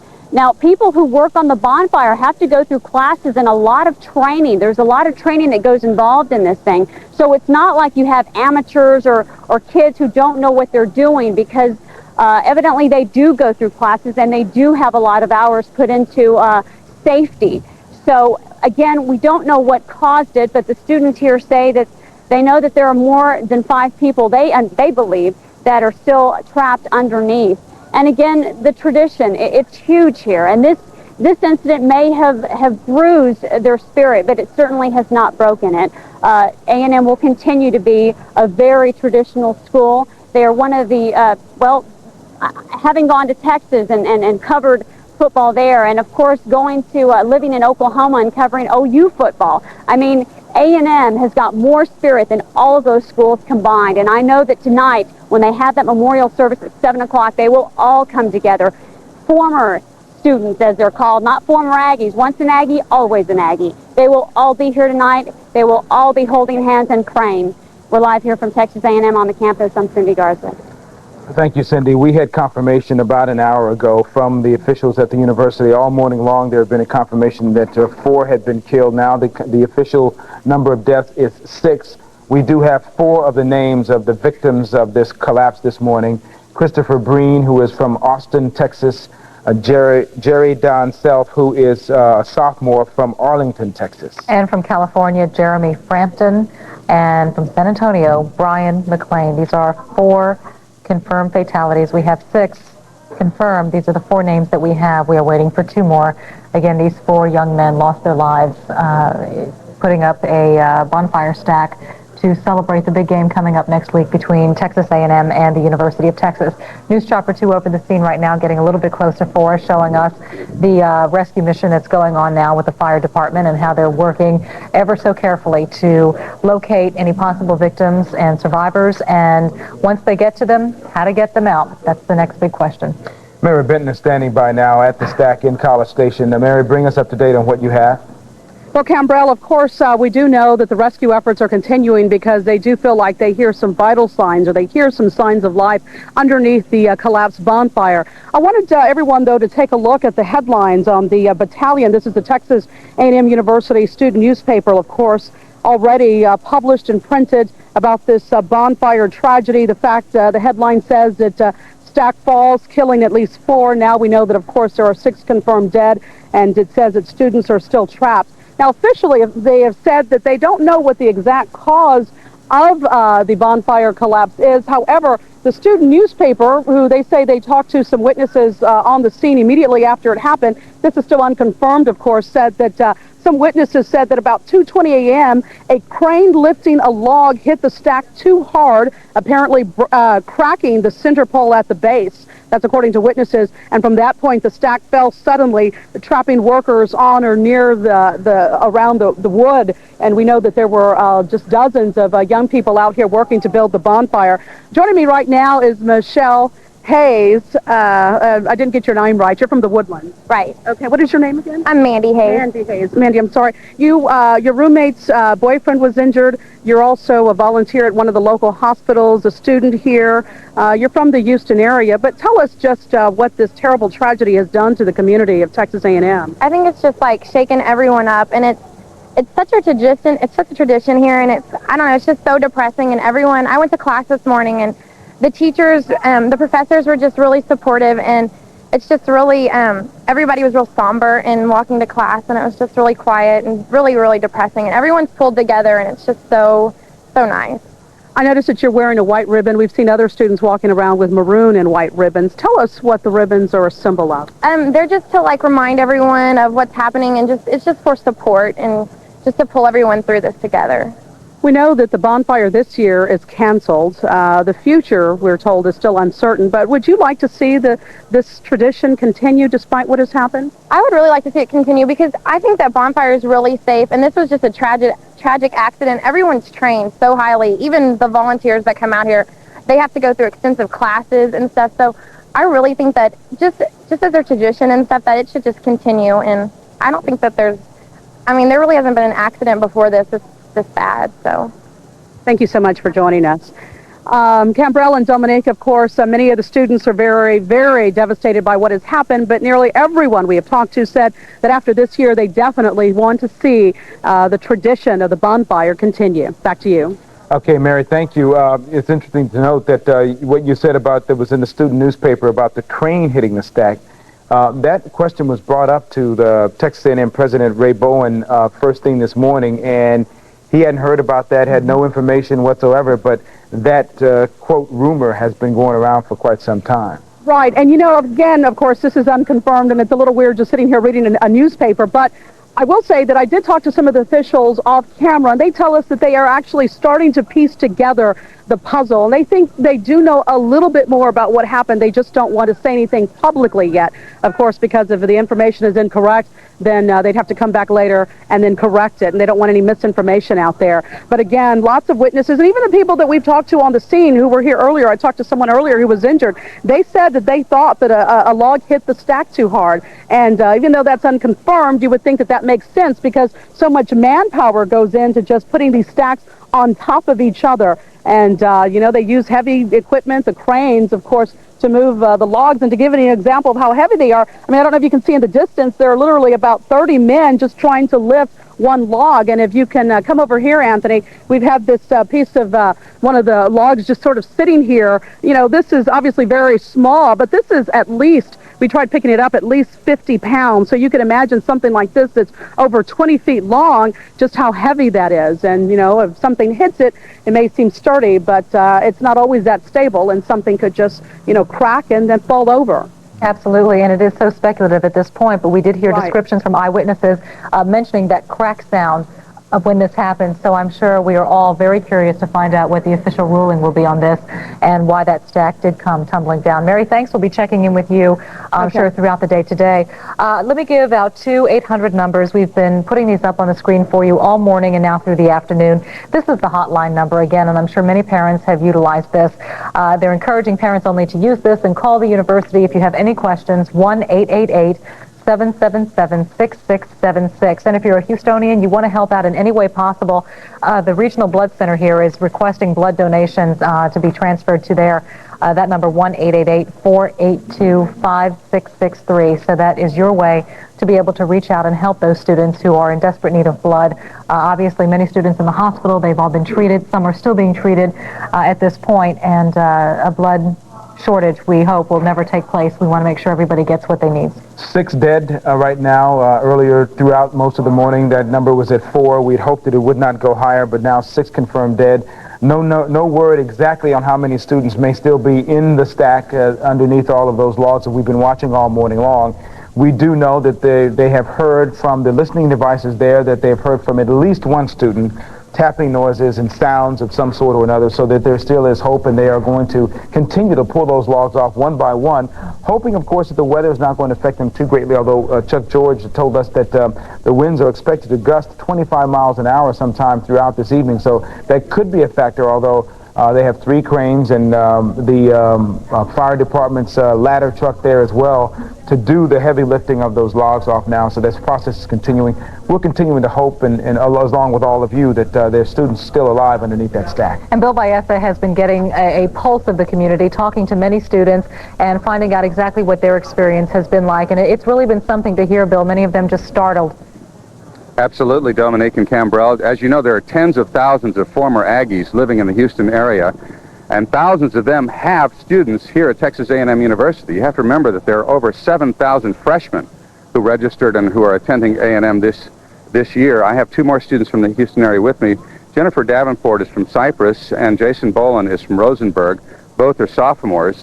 Jason, how'd you hear this morning? Oh, about 6:30 this morning, I got a call from my parents. Want to know how I was doing. Actually, the phone rang earlier this morning, and it was for my friend, and I thought something was wrong because it was 6:30 in the morning. And then it rang for me, and my parents was like, "Are you okay?" And I didn't understand why, they were asking me this, and then I just found out that the bonfire had fallen. Jennifer, how about you? One of my friends in the Corps called around 4 o'clock this morning to tell me about it and wanted to know if I was okay.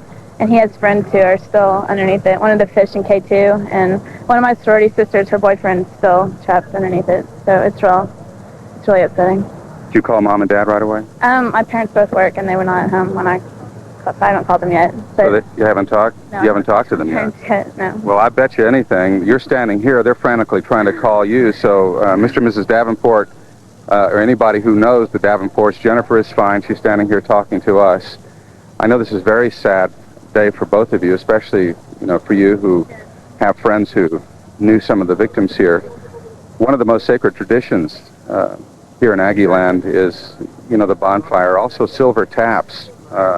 The first Tuesday of December, I understand, is it scheduled right now? Yes, sir.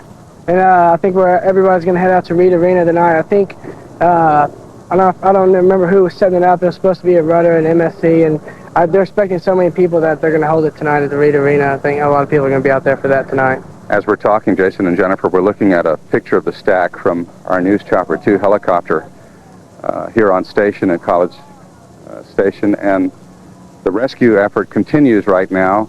They're slowly and methodically trying to pull those logs off to get to at least one more student who they believe they are hearing tapping and moaning beneath the stack. What are the other students saying to you guys as you walk around? Everyone's very upset. All my friends are watching it on TV in the dorm rooms. Nobody's gone to class today. Everybody's just really upset. It's very... I know the university hasn't canceled classes, but I don't imagine many kids are going to class. Right, because like a couple of friends of mine, even I've gone to class, and there's just been notes on the class, on the classroom door saying, class is canceled, just for respect to the students here, which I think is right. It's a good thing to do. Once again, I've been talking with Jason Boland and Jennifer Davenport. If any of you know the Davenports, let them know that Jennifer's fine. Let's go back to the News Center now with Dominique and Cambrell. All right, Bill, thank you. We are very glad to hear that a local student is doing fine. I'm sure her parents are probably wanting to hear that information. Hopefully they got it right then and there. We want to wrap up, of course, what we know now. 6 people are confirmed dead in that tragic bonfire collapse. We have reports from the president, Dr. Ray Bowen, that 28 are injured, and that number could still rise. Rescue workers at the scene say several students are still missing and could be trapped in that pile. The annual Aggie Bonfire has, of course, been canceled. It was scheduled to take place next Wednesday night, the game following that Thursday with A&M and UT. Tonight, Aggies are going to gather for a prayer service at Reed Arena, and we will have continuing coverage from College Station on this breaking news story. Mary Benton now standing by in College Station again with a couple of more students who are part of this tragedy there. Mary, bring us up to date. Hi, we're all here and we're still waiting for word to see if they have actually made any more rescues. However, in the meantime, I wanted to talk to two of the students who are very active in the bonfire tradition and in building the bonfire. Y'all came after the accident happened. I know that some of your friends obviously might be missing, might be injured. What has this whole tragedy been like for you guys? Oh, it's so scary. I would have never thought that bonfire would fall. I've never thought of bonfire as dangerous or anything risky. It's always been something fun and tradition, and it's nothing other than to show A&M spirit. I've never, ever thought this would happen. You said you're a freshman, you participate in it, y'all have had your hard hats. What do you actually do? Well, since September and October, we've been going to site and cutting down trees. And then after that, we move the trees to where someone else can load them. And then we've been doing that every weekend, Saturday and Sunday, from 4:30 in the morning to 6:30 at night. And then the last cut was not last week, but the week before. And then we've been doing stacks since. And that's when you come and then you help them move trees. But since we're girls, we don't get as much into it, I guess. Yeah, one last question, I guess. Do you see yourself wanting to come back out here next year and continue tradition? I know how important it is. I'm a Longhorn. We know all about y'all's traditions here. Will you be back out here next year?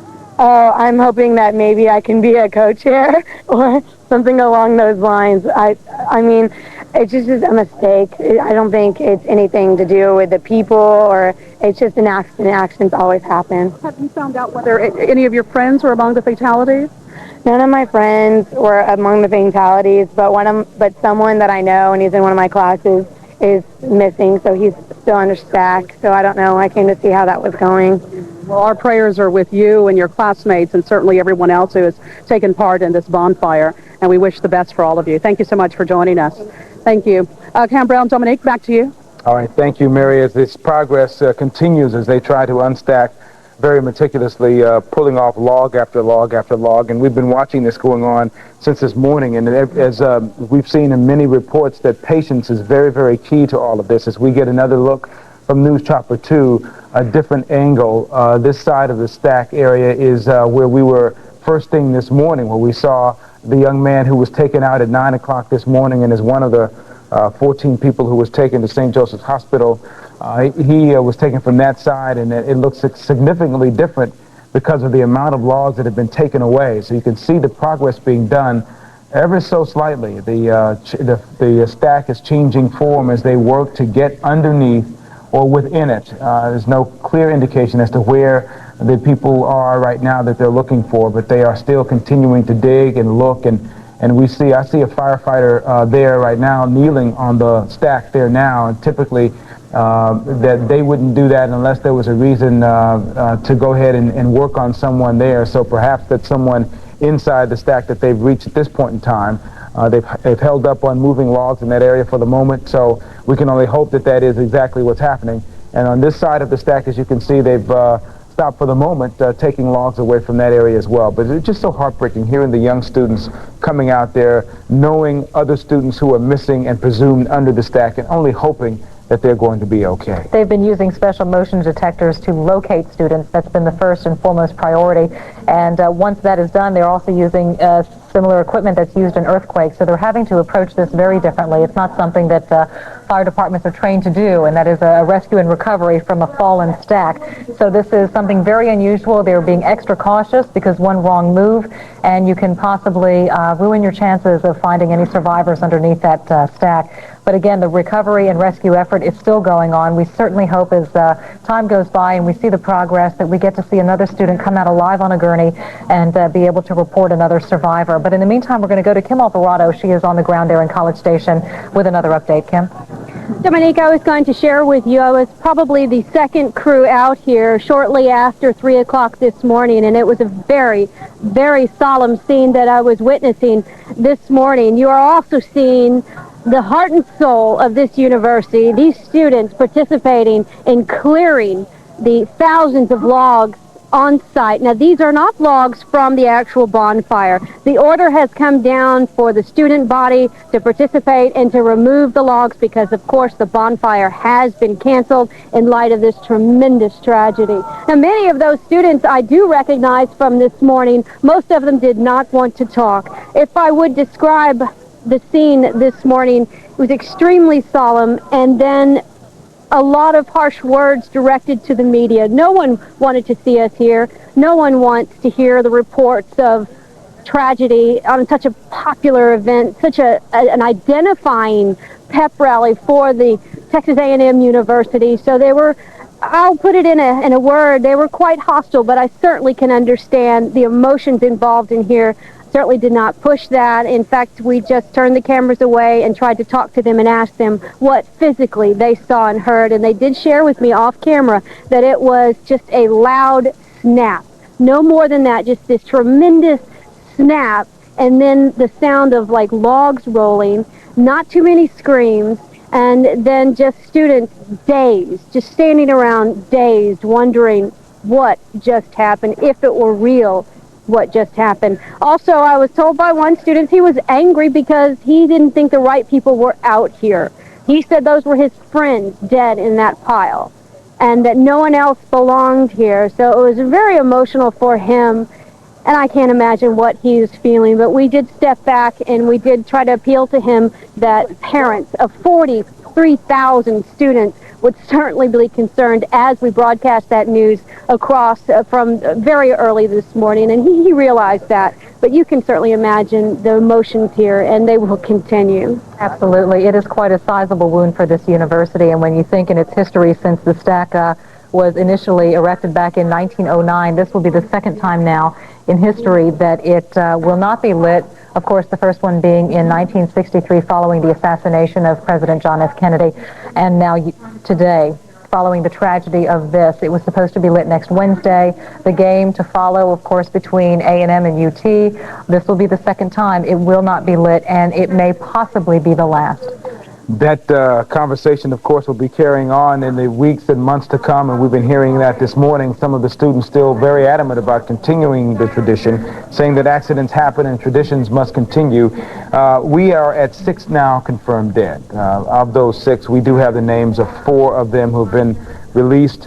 The other 2 victims, obviously the families are still in the process of being contacted, but the victims are Christopher Breen from Austin, Texas, a sophomore, Jerry Self from Arlington, Texas, and Jeremy Frampton from California, as well as Brian McLean out of San Antonio. These are 4 of the 6. We are waiting for the 2 other names to be released. Obviously, we will not get them until the families have been notified about their passing. Certainly very interesting to hear from one of the young ladies about how much effort they've put into this. We're here now. We're seeing the stack. We understand that there have been some work put into it to make it happen. But when you hear this young lady talk about the fact that since September, every weekend, they've been going out and putting 12 hours from sun up to sundown, cutting trees down in preparation for this stack. And prior to doing that, they had to learn what they had to do in order to do it. So they've been safety conscious throughout. They've been very meticulous in planning for this. And you can see why they are so awestruck by this tragedy that has befallen this university today. And they're concerned about continuing the tradition, but more importantly, they're concerned about the young men who are still beneath this stack, hopefully still alive, as rescuers continue to take off log by log to try to reach them. And that teamwork you're talking about even more solidified now that we are hoping to be able to get some students out from underneath that rubble. Bill Teague, also from the Blood Center, is joining us now. Bill, thank you for being here. Tell us about what you need at the Blood Center. Well, thank you very much for the invitation. First and foremost, our prayers are with the students and the families in this tragedy. It does, however, bring up the fact that blood is needed instantaneously in many cases. We shipped 25 units of blood to St. Joseph Hospital and College Station Medical Center starting at 3:30 this morning to support the patients. Without people having given in advance, this blood would not have been available. That's why these patients got the treatment they needed. We have had many people who wanted to certainly support that way to show the Blood Center. Additionally, next Saturday at the Astor Hall, we had already established the Texas A&M Former Students Association booth out there with the Aggie emblems and encouraging people